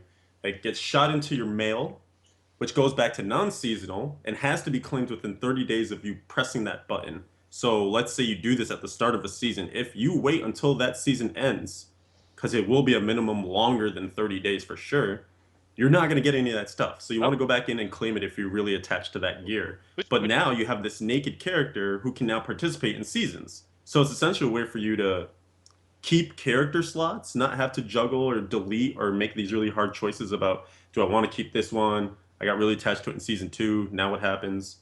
So it's pretty exciting that they're looking out for that type of player that really just wants to keep those numbers racking up and racking up. Yeah. mm-hmm. Yeah, I mean, And it's if you have that attachment. I mean, even though I said, let's pretend I don't play hardcore. If you have like that one hardcore character that like has not yet died, you want to show how many hours and how many monsters that it's killed. Of course, you want to continue to roll that into seasons and say how long you can go without losing a character. So that does have a lot of like kind of like bragging rights for the hardcore community as well. Oh yeah. I feel like it'd be cool to see who can get to their first like 1,000 hour hardcore character. Mm-hmm. The guy that just stays on normal. stays on normal. Yeah. Yep. But yeah, it's other other seasonal things too, unless do we have more on Rebirth? no, I did want to go and just mention one thing when you brought up season length. We do also have you know, just kind of throwing it out there as kind of news from the convention. You might have already heard season 4 set to end of December with a couple weeks before season 5 begins. That's right. They're giving themselves a little bit of a breather room for season 5, but then season 5 is slated for 3 months. They're just going out there, they're just throwing it out. Okay, look, we're going to try and commit 3 months as the season length. And if people like it, people accept it. If we get a lot of good feedback in season 5, that's it. Season 6 will be 3 months. Season 7 will be 3 months. And it doesn't mean you're going to get less content in the seasons and the patches. One of the comments that, like Wyatt made was it just makes them more committed to pushing the content out quicker. That's exciting. I feel like three Yeah. months going to be right on the money. Mm-hmm. Yeah. Yeah. Like we've had some seasons that were quite a bit longer than the others, and it did seem to drag on a bit. And then we also experienced one really short one. So I think, yeah, I definitely do think that this is probably the right length. So We have completed the story of Goldilocks and the Three yeah, Bears. Mm-hmm. So we've this one's too long, this one's too short, that one's too hot, and I think this one is just right. Tasty. Yeah. Mm-hmm. So I And mean, is there any other things without doing some sort of awkward transition about like kind of like a big overview of 2.4 stuff? Well, we don't even have to transition away quite yet because there's also the perhaps alarming, perhaps hooray news for people who do seasons or non-seasons that there are no more seasonal only Oh, items going yes, forward. true. Yeah. Yeah. So I know that some people who, were just kind of waiting because this was, I remember right when the Archon rework was going down, there was the belt that kind of really brought the build into the next level. And so much so that people, and it was going to be a season only belt, I should caveat that. Hmm. So only those who were in the season were really going to get the full Archon Wizard experience. And it became such a big sticking point that they moved that power into the set itself. And that was something that actually would have been avoided if there were no such thing as seasonal only legendaries. So I can kind of see maybe that's where that conversation started. But now going forward, everything that gets introduced in a new patch is going to be available right when that patch drops. And then, not necessarily waiting for the season to come up for another like 5 or 6 new items as well. Good change. Good change. Yeah, very good change. Yeah, definitely. And this, is kind of one of those things coming where, there's been mention of, well, what does it mean to play a season? Do you need the seasonal items? Like, because they're really stacking a lot into the season journey. I mean, we didn't even touch on this, but you get a free set for completing Mm, the first 4 chapters of the season journey.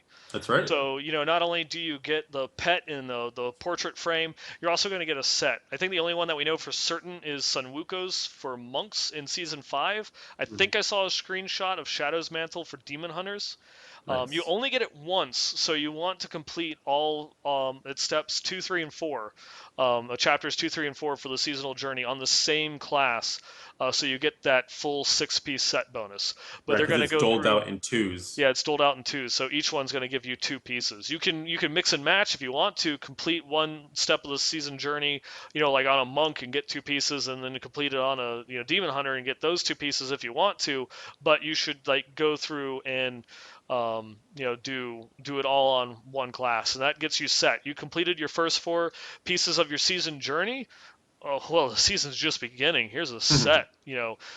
Welcome to Torment 7, Torment 8. It's ready to get your grift on at that point.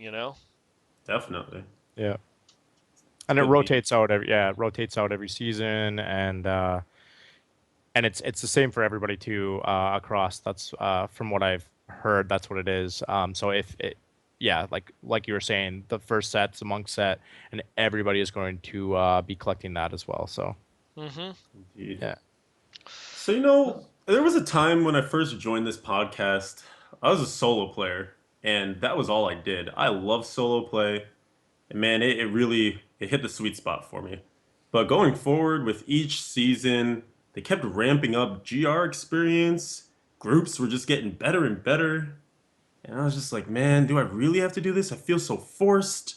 Why? Why, oh, why? The gap is widening. Solo play doesn't even matter anymore. Then there was a campaign, hashtag solo lives matter.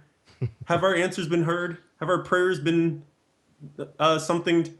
What happened? What do? Nerf all the things. Nerf all the things. The answer to this one is maybe. Yeah. Mm-hmm. Now We'll find out. the big thing to go through and mention here when we talk about solo play versus group play, they are making changes to close the gap. But the developers themselves are adamant that this is a multiplayer game. There should still be a gap. But they want to, it's too big right now and they want to hone it in. So they are making a lot of changes to the HP scaling of mobs, the experience bonuses that you get while in a party, to kind of go through and make it feel as if there's not as big a difference between solo and group play.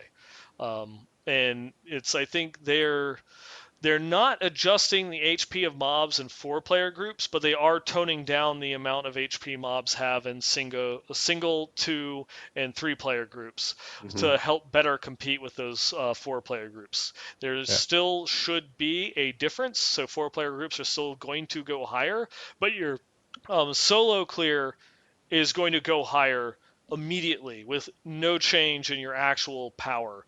You're going to be able to complete a higher, greater rift, while the same 4-player group will not. Yeah. And they also did reduce some of the ruby was reduced to what, 4% or 5% At level 70, yeah. at level 70 for experience in their helm. So yeah, It's they did adjust some things like that too. yeah, I think a bunch of things were dropped down to a tenth. So like the cane set bonus was dropped from 50% to 5.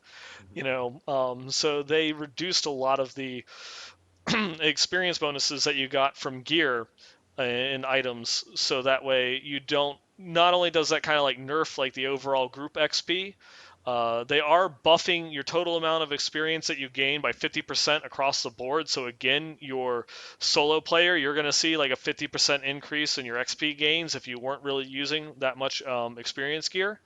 Um, Whereas the groups that might have had like two people with like 200-ish percent, or 300-ish percent XP gains, I think one of the numbers that was thrown out there, like your standard kind of multiplayer group with like 3 supports and 1 DPS, like your static monk builds, were having around with, after it was shared between the party, around like 80-ish percent XP gains. They're going to see that nerf in the amount of XP that they gain. So their Paragon levels aren't going to be as bad when compared to the solo player.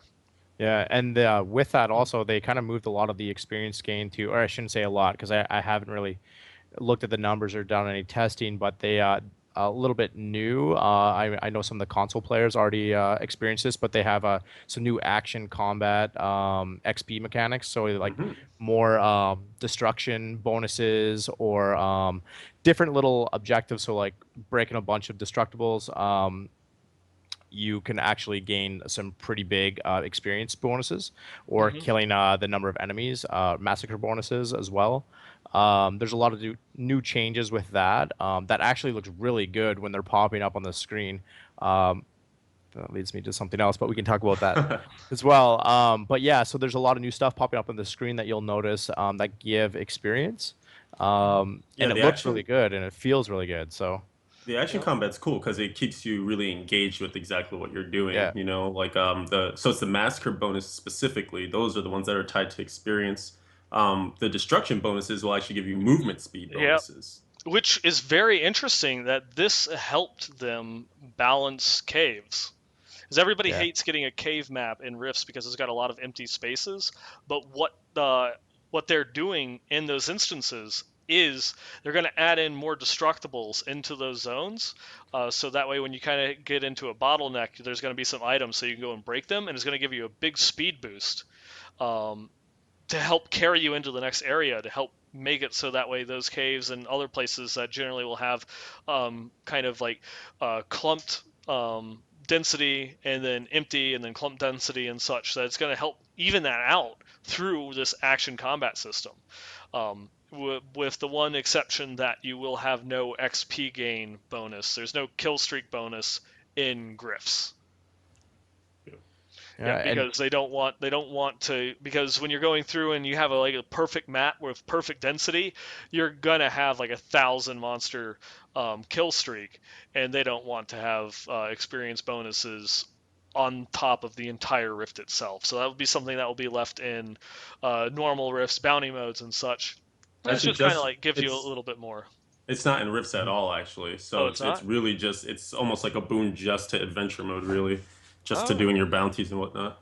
Oh, But I okay. think one of the philosophy things behind that too, if you remember, was you're already directed to an objective when you're inside of a rift or a greater rift. You're still pushing towards killing those elites, filling that bar, fighting the timer, all sorts of different things. So I think one of the ideas was that, well, when you're in a bounty, this objective of keeping that streak up or whatever kind of feels more suited towards that because you're trying to kill enemies as part of getting your bounties done, and you're always pushing forward and whatnot to get to where you're trying to get to. So I think they were trying to just drum that up a little bit more. But of course, it does have, like you mentioned, the side effect of not further boosting experience inside of rifts, greater rifts to these astronomical numbers. Yep. yeah, And, one other last thing that they added to the action combat system is the traps, those interactables, on maps like the exploding barrels and the caving walls. If you manage to kill some enemies with it, you gain double resource generation for brief periods of time. That's right. That one's going to be a lot harder to, kind of keep up, but, is definitely worth it. yeah. Um, Oh, Something else that's popping up on the screen. You'll notice that like all of Diablo is basically nerfed. You see much smaller numbers now. You're not hitting very hard. But you also see a little bit of a couple new things behind the damage numbers. What are those? Oh yeah, all the The different B's and the colors. M's. Yeah, I never saw anybody mention this or in the previews.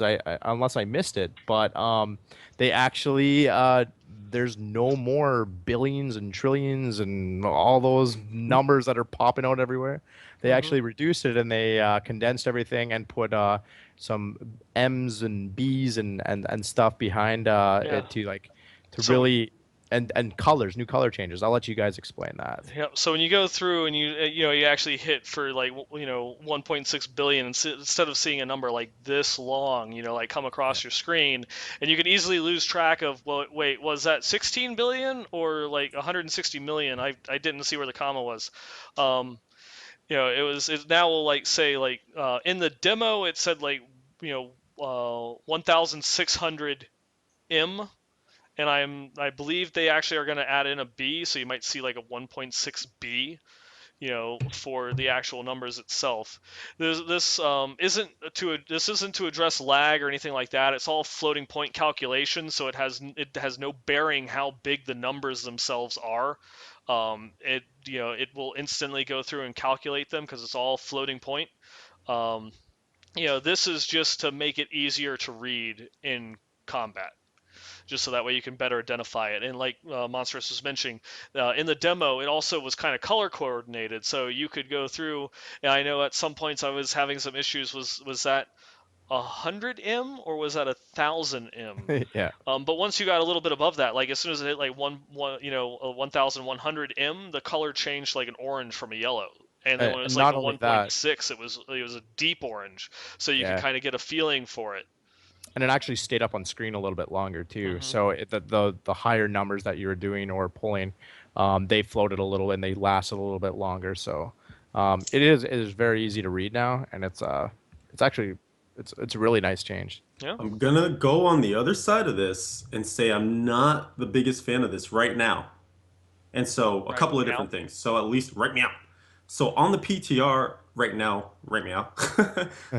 it's an option. It's a toggleable. Wow, say that word. It's an option you can turn on and off, which I like because I think the people who might prefer the old system can keep it. They don't have to miss out on what they once had. And maybe there's a bit of familiarity thing going on with that right now. Like I'm just used to the old system, so I kind of like it better. Hmm. But I think those durations need to be played with because, like Miss Cheetah is saying in chat, it's actually very difficult sometimes when you're in the midst of battle, especially on these builds that round up a lot of enemies. You still are going to get like 30 something numbers on screen if you're just hitting 30 mobs and critting all 30 or something like that. Hmm. Hmm. So even though the numbers are truncated, it's still quite a lot, and if they're not big hits, then they're going away faster. So I almost wonder if they bring up the low end. So like if you do like a smaller hit or whatever, that stays on screen longer than it does now. But then the ones of those huge hits, those stay on screen even longer than they currently do, just so you can parse it a little bit more. But it Hmm. could just be like maybe in the future you get used to it a little bit more. I One thing I do want to mention though, I wish there wasn't the 4 digit part. Like if it's going to be 100 million, why go to 1,000 million? Why at that point isn't that just 1 billion? Yeah. Well, I Right. So why think not I just go to think 1 B? yeah, I think that's what it was. I was just like in the demo, but I want to say why it was mentioning that there will be bees. That Well, would be That makes sense. Um, Wyatt was also talking about like with the different languages, right? yeah. There's a bunch of different things and behind the scenes stuff that they have to think of as they're mm, doing this. Mhm. mm. So This is like also again one of those things, like everything that we tell you in any of our conversations with Wyatt, we'll give you a response in 2 sentences. The actual conversation probably took about 10 minutes because Yes. when we were talking about that, he gave us the background on why it's taking them so long to do this, because they wanted to make the numbers more readable, but there's problems because when you go and you do it, you're doing this for, like, I think you said 14 languages. And in different languages have different numbering conventions where, like I think it's in French, the word for billion starts with an M and million starts with the B, and then there's like no thousand or something like that, or there's no like a billion in K. another language. There's no Yeah. okay, K, yeah. there's no like 1,000 or 1K or something like that. So you have to have a certain number of digits ahead of it, and it's just like all this, all these different things where it's just, in order to truncate those numbers, they had to do a lot of work, you know, localizing it for all these different languages. he's telling us some of the troubles and issues that they ran into while doing it, and it's just, again, Wyatt, thank you so much, because whenever he got asked a question, you didn't get an answer, you also got history behind it, A story, if you will. a story. Yeah, Hmm. every time a story time with Wyatt. But I think that wraps it, right? Though that's That your patch I preview. know. I mean, we're about to hit the 2 hour mark right now. I don't know if we want to continue on with like the items of the week, or some of the emails that we got, or save it for next week, or I think what you I want to think do. I think because we did such an extensive, exhaustive job, especially with our transitions, I think that was probably the best part of everything that we did today. Uh-huh. We should probably leave off the other stuff. So like people keep sending in your things, especially like as you play on the PTR, we want more of that. And we'll just do like a really long community section and we can kind of touch on as people send in their emails, some of the more specifics. So like if people have a lot of Crusader questions, then we can do like a long form Crusader thing. If we're starting to see a lot of popularity for like monk changes, we can do that and then kind of ebb Hmm. and flow that way. Does that sound Yeah, good? that sounds good to me. Hmm. Um, there is one thing that I do want to go and show off that was requested, that happened at BlizzCon. Um, Not proud of it. Not proud of it, but it happened anyways. So we will kind of like wrap up the summation of the entire community section for this episode in a single picture, and there it is. Aw. Just bask in that. Misa love There you you go. long time. Yes, I I I don't know. I like it too because like the eyes are looking at you longingly, just Yeah, like I I've been know. waiting for this. And I don't think that it would be appropriate to actually like edit out the red eye on me, just because it's, that just really shows the hatred burning in me. Demonic rage. Yes, and for those of you that are listening on iTunes and Stitcher, this is one that you really just need to go through and find on YouTube. It is a picture that was taken Saturday night after the end of the convention. The whole Blizz Pro team was in the hotel room. We're sitting there, we're having some drinks, and Shadow, I don't see him in chat at the moment. If you're there, brought a Jar Jar mask, and so they The, came out and surprised me with you it. want to know the And best part is we were plotting this for so long too, because he was sending me like direct messages and stuff, be like, dude, I think I should do it. I'm like, yeah, man, do it. And I kind of forgot about it, and then he sent me a Slack message and was a picture of the mask. I was like, oh my God, I can't wait. This is gonna be amazing. yep. So there you go. And that is Steven, by the way, in the mask, going and holding on to me longingly. There You you loved it. there you It's You go. good. did. There you go. Oh man. So now the spoilers are out there. Nineball actually loves Jar Jar Binks. So keep those messages about him coming in. Everyone wants to further celebrate the love between Nineball and his favorite Star Wars character. And man, I don't even know. There's so many. The thing is, like, there's still so many things we didn't touch on because the stuff that we saw at the panel gave us a good idea of what was coming. But Hmm. there's so many undocumented changes, even in the patch notes that are out right now. And I'm sure that's something that we'll dive into next time. There's still more changes that we haven't even touched on yet. So it's Yeah. man, I'm excited. And I just want to address this one while on the show to Longshot. I don't hate R2D2. I hate R2D2 as a character within the story and his use as Deus Ex Machina. But I have no problem with R2D2 in the context of like the story, but as a storytelling element. Beautiful. There you go. I don't remember if we've ever talked about that on the show, or if that's been entirely after show conversations, but just I don't I don't hate R2D2. I love R2D2. R2. So yeah. I guess is there any other closing thoughts that you guys have? Anything else that you want to last minute shout outs, professions of love, I do awkward actually. awkward segues and transitions? I actually do. So one person that I didn't get a business card from that I really wish I could have gotten in contact with is Matthew Berger. because I made a connection with him at PAX East 2014. And at that PAX, I got to interview him for the console. That was like the really hot thing that they brought for Diablo news to PAX. And so I got to meet him, and then we went out to dinner afterward at the end of that convention. And it was really cool because, kind of made some connections and developments and just like learned who he was as a person. And he seemed like a really interesting guy. And then when we went to the community mixer, he remembered me. And I thought that was really cool in general because I'm sure he goes around, does all these talks and stuff, meets lots of people.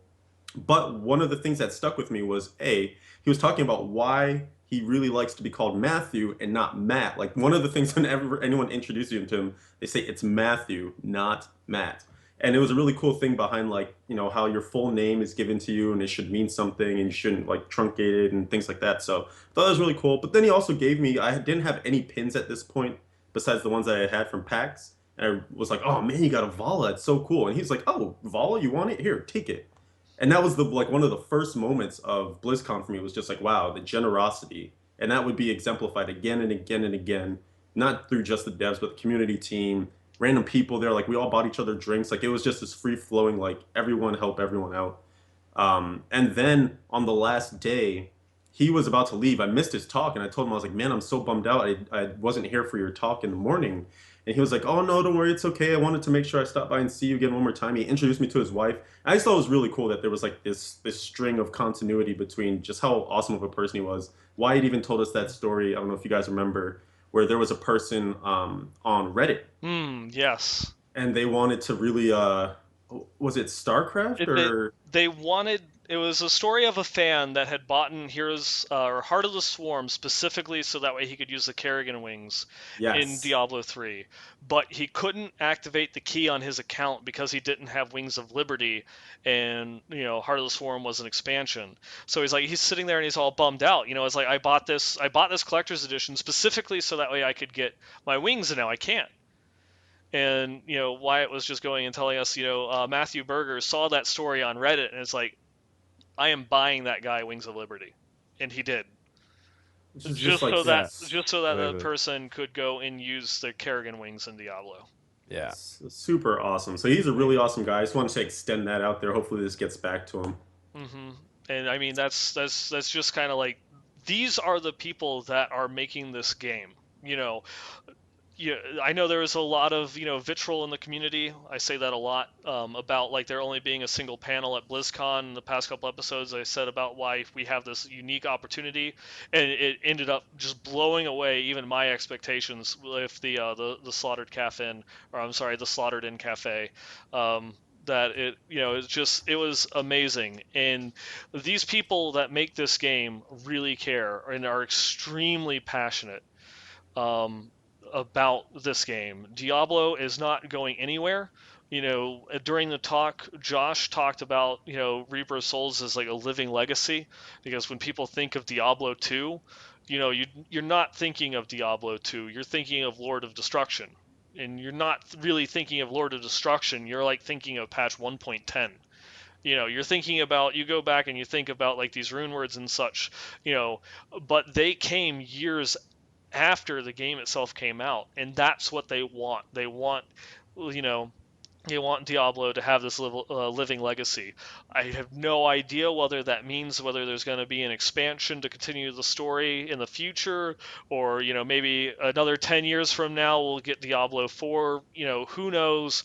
The sky's the limit. But for right now and in the foreseeable future, we're going to be getting patches. We're going to be getting updates. We're going to be getting tons of legendary items. We're going to get things that will flip the game on its head, like Kanai's Cube, and there is still a lot of life left in this game, and you have a lot of very passionate people that are in charge of making sure this game goes in the right direction. And if you ever have the opportunity to meet them or go to a BlizzCon and chat with them, you will never question, like their dedication, to the Diablo franchise. Yeah. It's here to stay. They're here to stay. There is a lot more coming, to you, in the future. Yeah. And I also wanted to have a shout out to John Yang. This is my story. Actually, like after the day after BlizzCon, I was actually walking. Yeah, believe it or not, I was actually walking around Disney World, Disneyland, and yeah, my feet were killing me and everything. And all of a sudden, I was sorry. I should back it up a bit. I was there with some clanmates and some wild guildies, and we were all enjoying Disneyland. We stayed an extra day, and then all of a sudden, out of the blue, I got a text message from John Yang, and he invited us all to go over for a tour. So I actually, dream come true. I actually got to step foot on the Blizzard campus, and he took us around for a little bit. So I just thought it was so amazing that he would take the time out of his day on a Sunday at 6:30 in the evening to show a couple of us around, and it was just I can't thank him enough. So thank you, John. Uh, yeah, it was awesome. Yeah. And I Really guess cool. my only other story is just, when you have like a developer, Ricky, one of the environmental artists, like walk up, to us, Steven and I, and it's like, oh, hey, you're Nine Ball and Leviathan. I really love your show, and it's just my heart melted.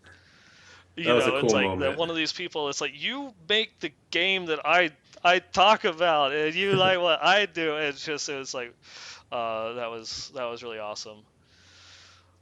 So yeah, there's just, I mean, we could probably go on for another 2 hours. When I got back to work, people are asking me, so how was your trip? And it's like I need 5 days to explain to you the last four.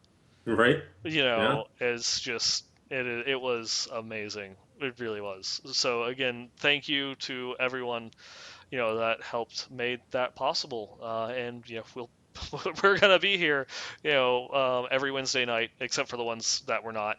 Um, give you the news and updates of stuff that comes, in the Diablo community. And to anyone that we met, we hopefully look forward to seeing you at next year's BlizzCon.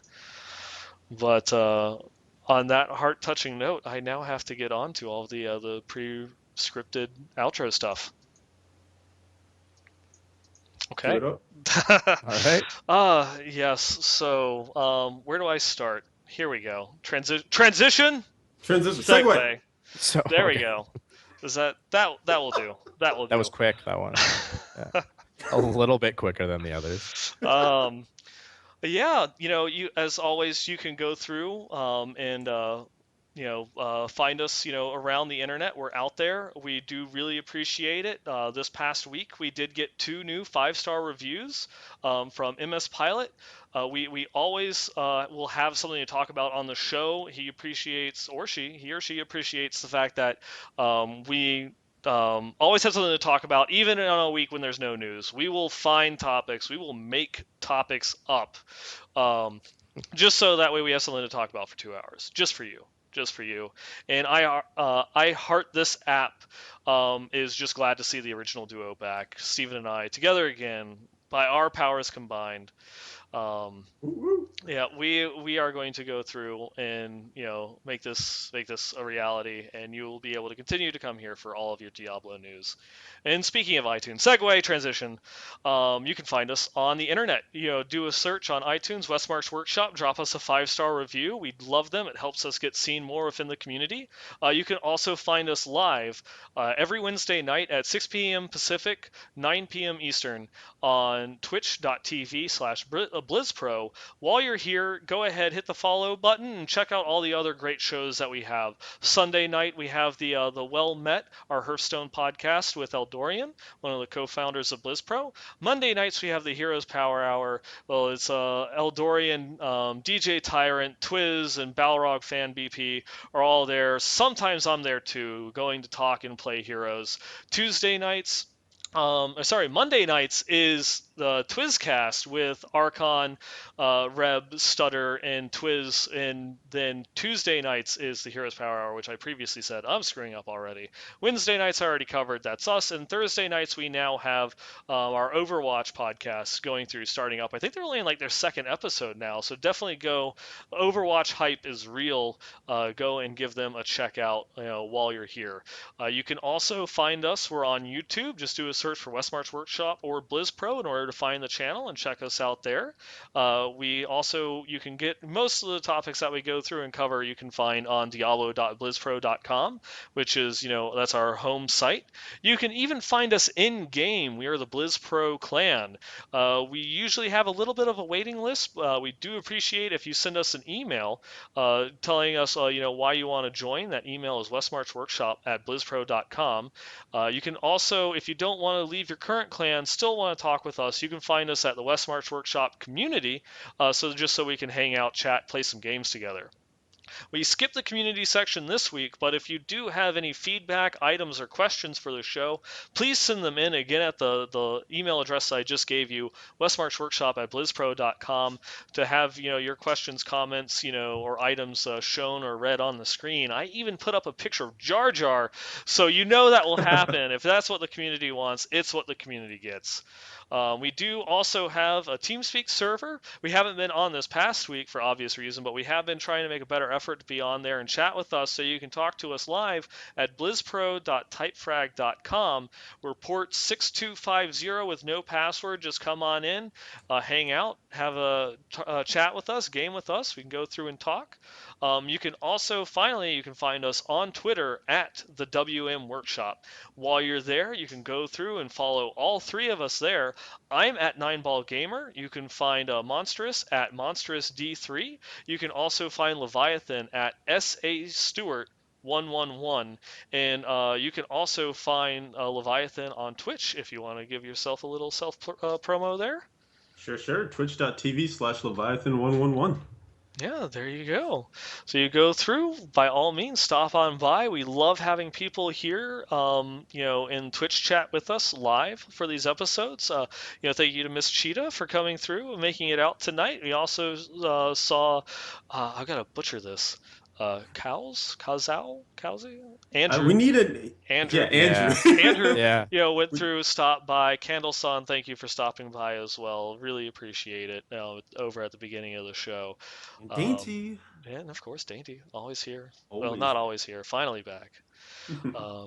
Yeah, and again, I guess I have to say I'm sorry for those transitions during the show, and don't be Just sorry. And blame Canada. yeah, and I'm going to use that as a transition to the end.